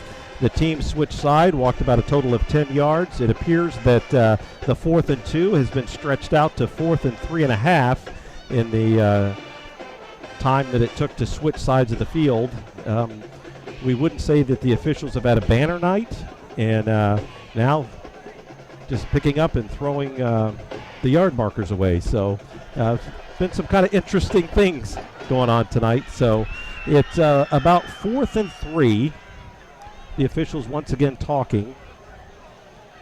You know how I feel about this. Anytime the officials get together and talk, nothing good comes of it.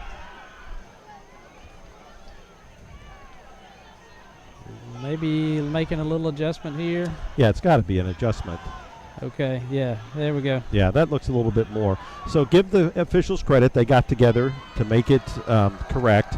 So with 4th down and 2, Providence is going for it as we start the 4th quarter. Down 20 points. They've got to really score on this to have a chance to win the game. But if they turn it over to Rehoboth here, that could be it. All right, so Pittman's still in at quarterback. Got some motion from Christian Durden, and it looks like they did get him to go off sides possibly. Yeah, I see some slumped over shoulders from some defensive linemen on the Rehoboth side of the ball, and that probably tells the tale. So that was a good play by Providence to go with the hard count. Pittman's done that twice now, so give him credit as an 8th grader. Not too nervous. The game's not too big for him, and it gives Providence a much-needed first down at midfield and turning into the best drive of the second half so far, and really need to capitalize on this. Yeah, I wouldn't want to be facing Coach Harrison if I was the one that just jumped off sides of Mike Bridges. I don't know about you, but Pate is he can get after it. No, and you just have to have the bigger picture in mind. If you were able to hold them right there, get the ball at the 50-yard line, that would have been the ball game. So now it looks like we have a timeout for Providence. It looked like the play clock was going down there. So we've seen that a little bit in the game today, that Providence had a little bit of problem getting up and giving themselves enough time with the snap count. Yeah, that's got to be frustrating too when you come off a penalty. You come up. I mean, really no reason not to have the play in and not to get it communicated. Not really sure what happened there. But again, we're dealing with an inexperienced offense. We I'm not saying this was on Pittman. Have no idea who was at fault there, but he's out there. Still some communication between players. We're learning. Going to get better as the season goes on. That's certainly part of it. Just like the officials, they messed it up a little bit earlier, but they got together and got it right. So that's all we're looking for. Just try to get it right, and I'm glad they did. And hopefully we can clean this up on getting our plays in on time. Very, very kind there. Very, very kind. So it's 27-7 to start the fourth quarter. And in the third quarter, Rehoboth scoring 2 touchdowns, 2 methodical drives worked out for them in their favor. And they lead 27-7. They got a 2-point conversion. If you want to look at Rehoboth tonight, the only thing that's really been a thorn in their side has been the kicking game, and that's something that they'll get. The kicker has a real good leg, and so they'll get that cleaned up, I'm sure, and the punting might take another couple of weeks. All right, so it's first down and 10 for Providence at the 50-yard line. Pittman in at quarterback, an inside handoff, and not much happening there. That's going to be a no gain. Yeah, really good penetration there by the defensive line. The linebackers for Rehoboth. I see 43-35 Donato again, probably in on every tackle coming in there.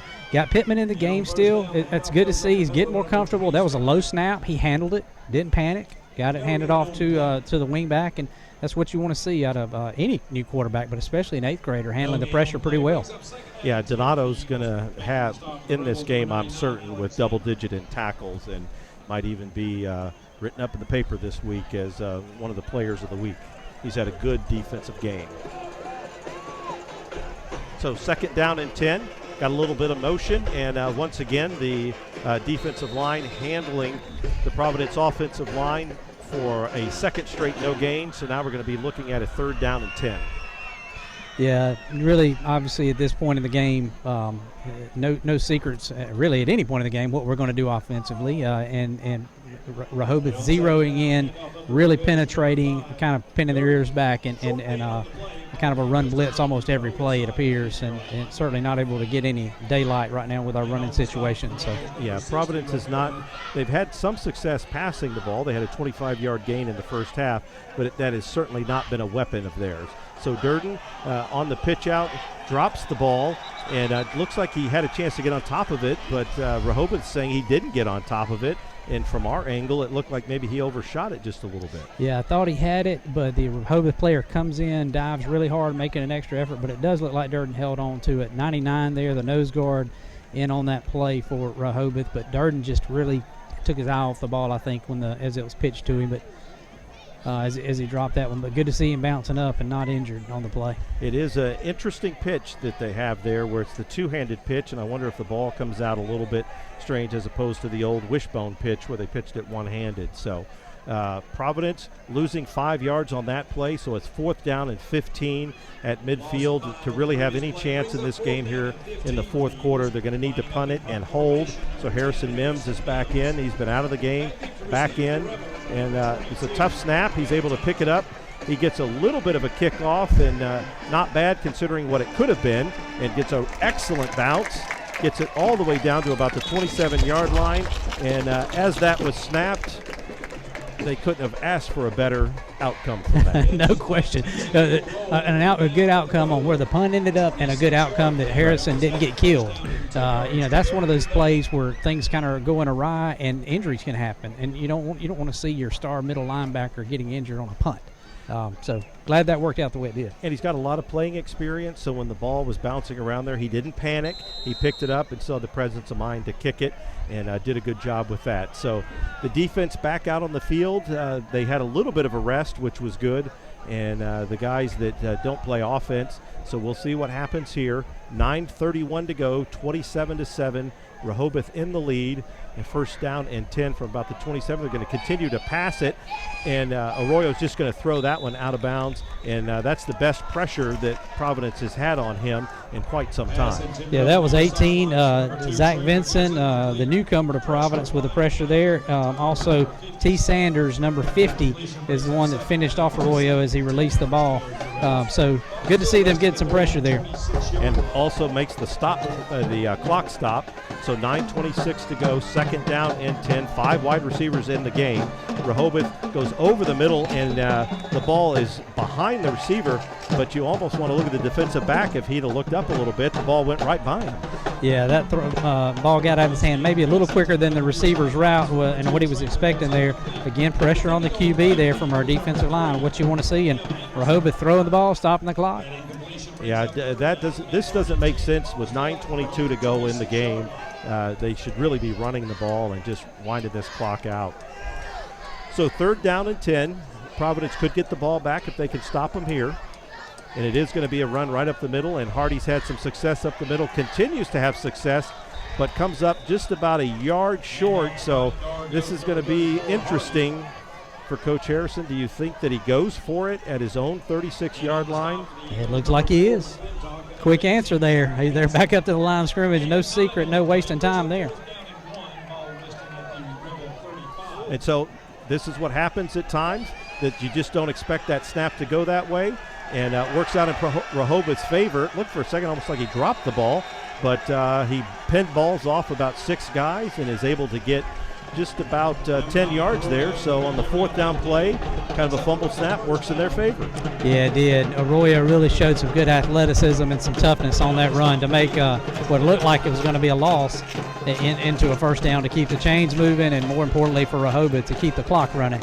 Absolutely, and Providence had a couple of shots at him but just couldn't wrap him up. And I think when they go back and look at the film, they'll see that they were in position a number of times tonight and just have not been able to wrap up and get some hits on Rehoboth.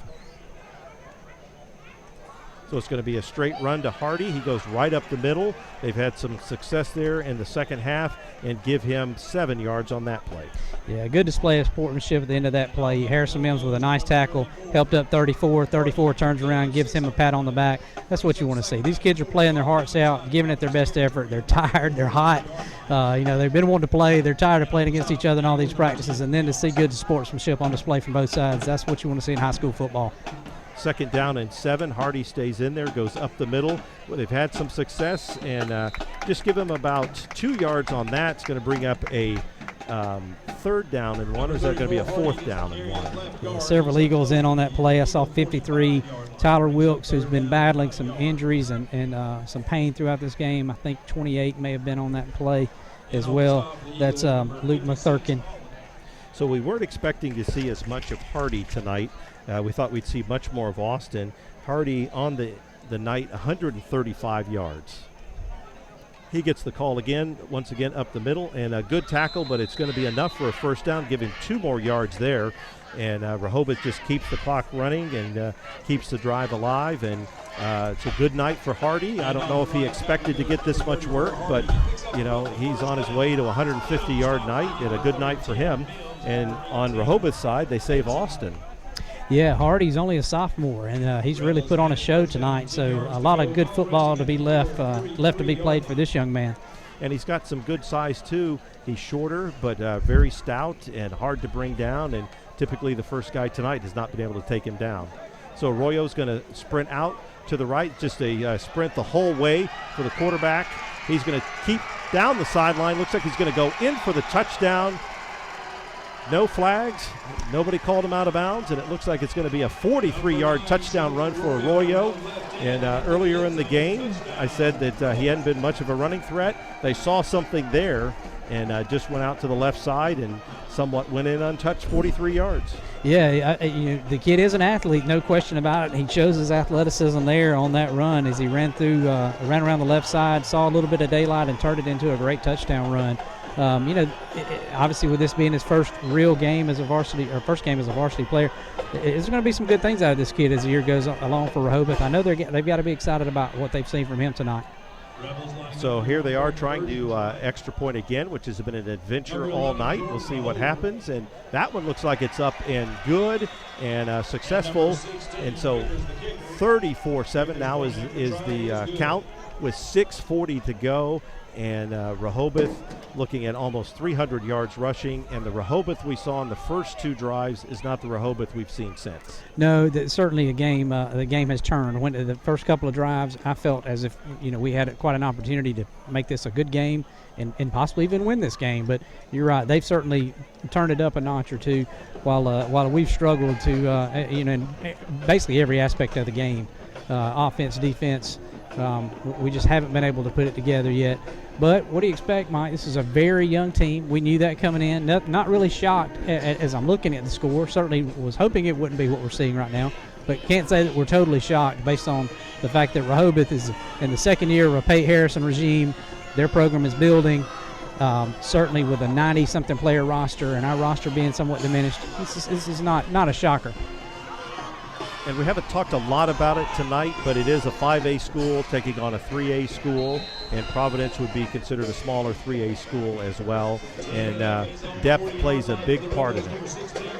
So here's the kick down, and looks like it's going to go all the way down. And for the second time, he got it all the way down into the end zone. Doesn't go in Providence's favor by going out of bounds. And so Providence, with 6:41 to go, will get back out on offense, 1st and 10 from the 20-yard line. And at this point, the game is not in doubt. So, if you want to work on a few things, this is the time to work on it. It is the time to do it. And if you're Coach Keith, you're Coach Goodson, you're talking to your offensive squad here, and you're telling them, stay focused, execute. Let's work on getting better. It's not about what's going to happen in this game necessarily. This is about taking a step forward and getting better every single play, which is obviously what you want to do. So Pittman stays in. He's played the last 3 series. As we've talked about, 8th grade quarterback for Providence. And going to be an inside handoff to Christian Durden. And once again, he just pushes the pile forward. Give him 5 yards on that. And that's something that we haven't seen a whole lot tonight. Yeah. Durden continues to play hard. No surprise there. I don't know if you saw it a few minutes ago, but at the beginning of that last defensive series, he was pulled off the field. And we put in McClintock, who's his backup, and Durden was fighting about coming out. He didn't want to come out of the game, and that's what you want to see out of you guys. Of course, they told him to come out, but he did not want to. And even though the game's a little bit out of hand, good to see him wanting to stay in and keep fighting for his teammates. He's got about 45 yards rushing tonight. That's a hard-fought 45 yards. He gets the call once again, finding a little bit of opening, and gets down to about the 29.5-yard line. So it's going to bring up a 3rd down and half-yard. Let's see if they're going to give it to him. They are acting like they're going to give it to him. Officials timeout. This is our heat timeout, maybe, I guess. It looks like it is a heat timeout, so we're going to take the timeout along with them. 5:50 to go in the 4th quarter. Rehoboth on top, 34-7. Providence looking at a 3rd down and a half-yard. When we come back, you're watching the CNIC Cable Sports Network. 5:50 to go in the 4th quarter. Providence Christian High School. Rehoboth leading 34-7, 3rd and a half-yard for Providence. A tough snap. The quarterback is going to be sacked for a 2-yard loss, and once again, when an opportunity to get some positive plays, tough snap again. Yeah, that was number 14, C.J. Sullivan, a quarterback who has entered the game for the first time, I believe, at least on offense that I've seen, and a low snap right at his shin, and just couldn't handle that one. Yeah, so his first play is first play of his high school career. Kind of puts him in a no-win situation there with that tough snap. So Providence going to punt the ball. The good news is the clock continues to run, and Rehoboth will get the ball right around midfield or so. Lining up in punt formation for the Eagles, number 10, Mims. So Mims not under much pressure and gets a kickoff and gets it, and kind of like we say sometimes in golf terms, kind of backs it up just a little bit, and Rehoboth will take over at the Providence 47-yard line. Mims' punt will be down. Yeah, with Sullivan going there at quarterback, I wonder if we may see something like that on defense, see some guys get into play tonight that haven't played so far. But it looks like several of the regulars, actually it looks like all of our starters pretty much are on defense right now. So we'll take a look at Rehoboth and see if they've got some backups coming in for the last little bit here of the fourth quarter. And it does look like we got J.T. Collins in at quarterback. He had some experience last year. He's the backup, getting a little bit more experience. Hardy, who may not have known he was going to play as much as he did tonight, runs in here at the last minute. Still plenty of time on the play clock. He gets the call and gets a little bit of a crease and gets about 3 yards.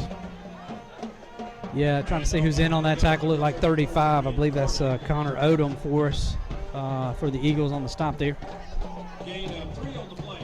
So Rehoboth is not going to be any kind of hurry here. They're going to run the play clock down. There's 4.5 minutes to go in the game. They're safely up 34-7.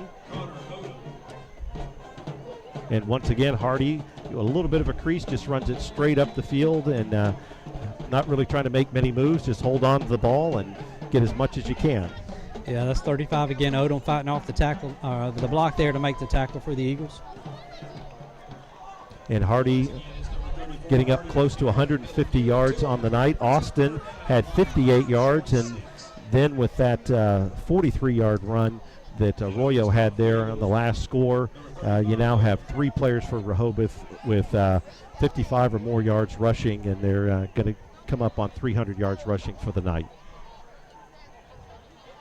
It's going to be a pass here. It's going to go deep down the field, and kind of a quasi back shoulder fade, something like that. I think more or less the ball just wasn't there, a couple of yards short. But you got to get him in, let him get the arm loosen up a little bit, and give some other guys an opportunity to get some plays. And the backups who have come in for Rehoboth have some good size, so you can see that the future is bright at Rehoboth with some of these guys. Sure, that's Dundre Gray, I believe, who that was intended for. Grant Baker, number 11, on the coverage for the Eagles, who was right where he was supposed to be. As you said, the ball underthrown a little bit. Couldn't quite make the adjustment to make the play. So it's 4th down, and there was illegal motion there. Number 82 took off just a little bit too quick, and there's going to be a 5-yard penalty there on Rehoboth. And so a drive that seemed like it could be promising there for them, starting at the Providence 47, is going to turn out to be 4th down and 12. And one thing that you like to see on that play right there is Zach Vincent, like we said, he's new to Providence, new to the football team, and you can see he's still fired up down 34-7. Yeah, definitely want to see that intensity out of a defensive end who's getting after that quarterback every play. And I hear great things about Zach, not only athletically, but the type of young man he is, and had to overcome a lot and over the last several months, and we're just proud to see him out there giving such a great effort for our Eagles. So Justin Trawick got the last carry there on 4th down, give him just about 3 yards, and so Providence is able to get the ball back. The defense did its job, and 3.5 minutes to go, and like we said in the last series, C.J. Sullivan was in. He's a 10th grader at quarterback. Looks like he's come back in as well. It looks like we have a couple of new faces in, and a lot of guys getting an opportunity to maybe carry the ball here. Yeah, I see 62. That is Parker Jernigan, an offensive lineman I heard was battling for a starting spot, and he's getting in some playing time now. I think we do see some cleaner jerseys out there, so it's good to see those guys getting in. So Providence staying in their offense, the officials staying in their game focus, and looks like we have an offsides on Rehoboth. And 1st and 10 will turn into a 1st and 5. Once again, build on this just a little bit. You've got 3 or 4 plays now to make 5 yards and get some confidence in some of these guys. And you never know that you might have a Jim in there that is a gamer. You're right. You mentioned, we saw Durden break out really his 9th grade year. If you think back, Wise Gordon before that, I believe it was his 9th grade year when he really came on the scene. So who's the 9th grader that's going to show up tonight? Maybe we haven't heard about. Banner, and Mike, I'm telling you, that's the one I have heard about in practice, that kid has a lot of talent. We've seen him on defense tonight. Here we see him on offense, really standing out with a nice little shifty move there, really quick step, and a great run there by Banner. 28 yards on the play, so by far the best play of the night offensively. If we were having our picks to click on the best plays of the night on the Providence side, you've got the fumble picked up for a touchdown and that run right there. So still plenty of time for Providence to get on the scoreboard here, get a little confidence in this group. Go right back to the well. He's going to try to bounce outside again. Was not able to bounce outside and was really thrown down hard there for no gain. Yeah, it did. He hit the turf pretty hard head first there, but good to see Banner bouncing back up. Sullivan looking good so far at quarterback and his backup role. He's the snap counts well. He's handling it, getting the ball out of his hands, doing a good job so far. Yeah, you can see a confidence about him, which is really good. And the moment's not too big for him, and he's been waiting to play. He's a little thin, but get a little bit of weight on him, and who knows, that might be the future quarterback starting next year. Could be. So 2nd down and 10, clock continuing to run, about 2 minutes to go, 34-7, Rehoboth in charge. It's been a while since Providence has been this far down into Rehoboth territory, and I'm just going to put this lightly. That play hasn't worked tonight. No, that slow developing, and our Rehoboth able to get a lot of penetration there. 4 or 5 defenders in on that play just as soon as he touched the ball. So running back not really given a chance at all to make anything happen there.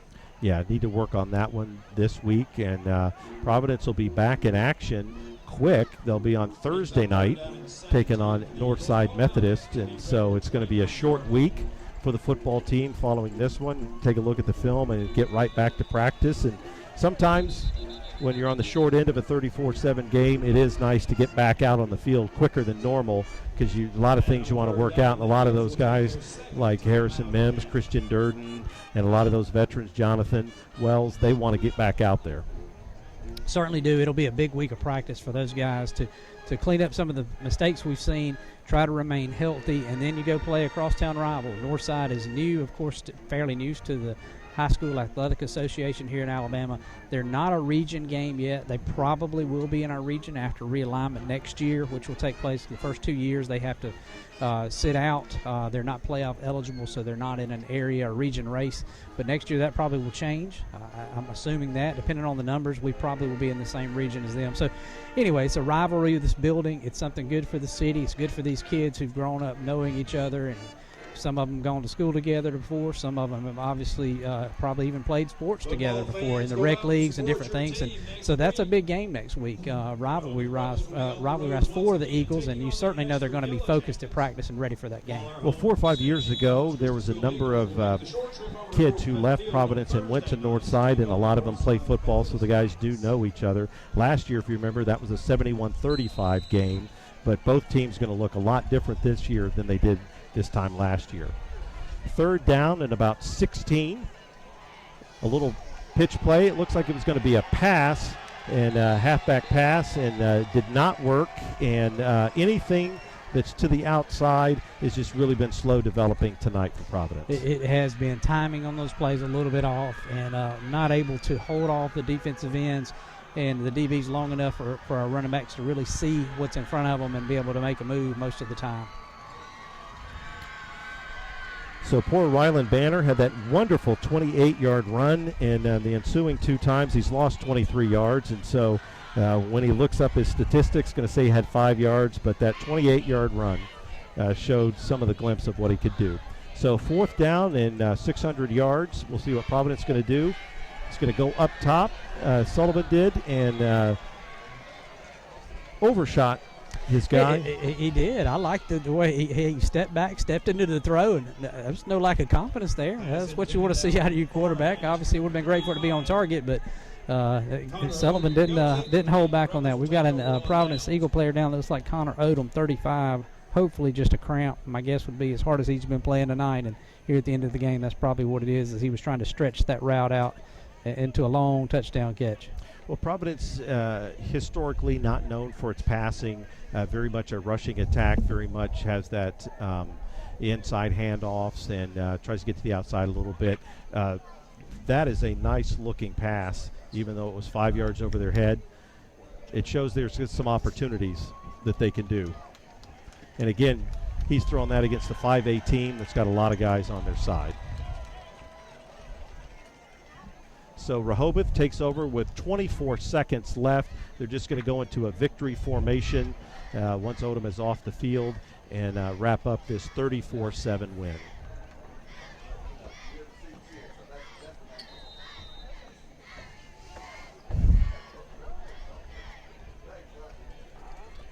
So there it is, and they had Arroyo come back in for the victory. And the clock's going to run out. No need to run another snap, and Rehoboth's going to get out with a 34-7 win. They'll open up the season 1-0. Providence will 0-1. But most importantly is to look ahead to Northside coming up on Thursday.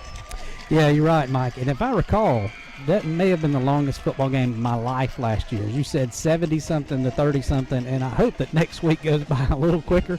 Of course, we won't be broadcasting. That it's going to be an away game, and we'll be in the stands, I assume. But that is a huge game. They've got to be focused. They've got to shake this 34-7 loss. They've got to get focused and be ready to play a rival next week. So hopefully that's what happens. Well, Northside's got a brand new coach, and they'll have some players that are different, just like Providence has got some different. They'll have some growing pains as well, and it'll be a good test for both teams. And Providence, sometimes you get better from game 1 to game 2. They know what they have to work on. They got to get the timing down a little bit better, got to get the quickness down a little bit better. But a lot of these guys see in action for the very first time, and now they know what game speed is. They played against a higher opponent in 5A. Now as they get back down a little bit to their level, they'll start to see that game quickness. They understand the intensity that's needed.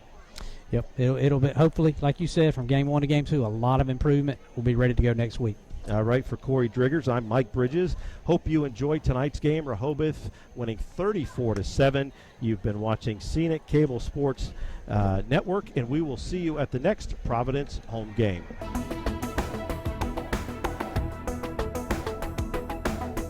Your number one source for high school sports.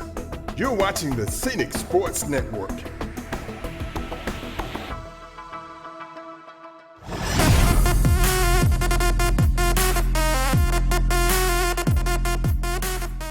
Lewis Smith Supply is dedicated to offering a vast collection of fixtures, faucets, and accessories for your kitchen and bath. Make your dreams a reality. Step into the area's only Kohler Premier Showroom or see Delta's Brizo collection for the latest trends in kitchen and bathroom designs. Lewis Smith Supply offers an extensive line of plumbing supplies for contractors or do-it-yourselfers. For more inspiration, come visit one of our showrooms in Dothan or Enterprise.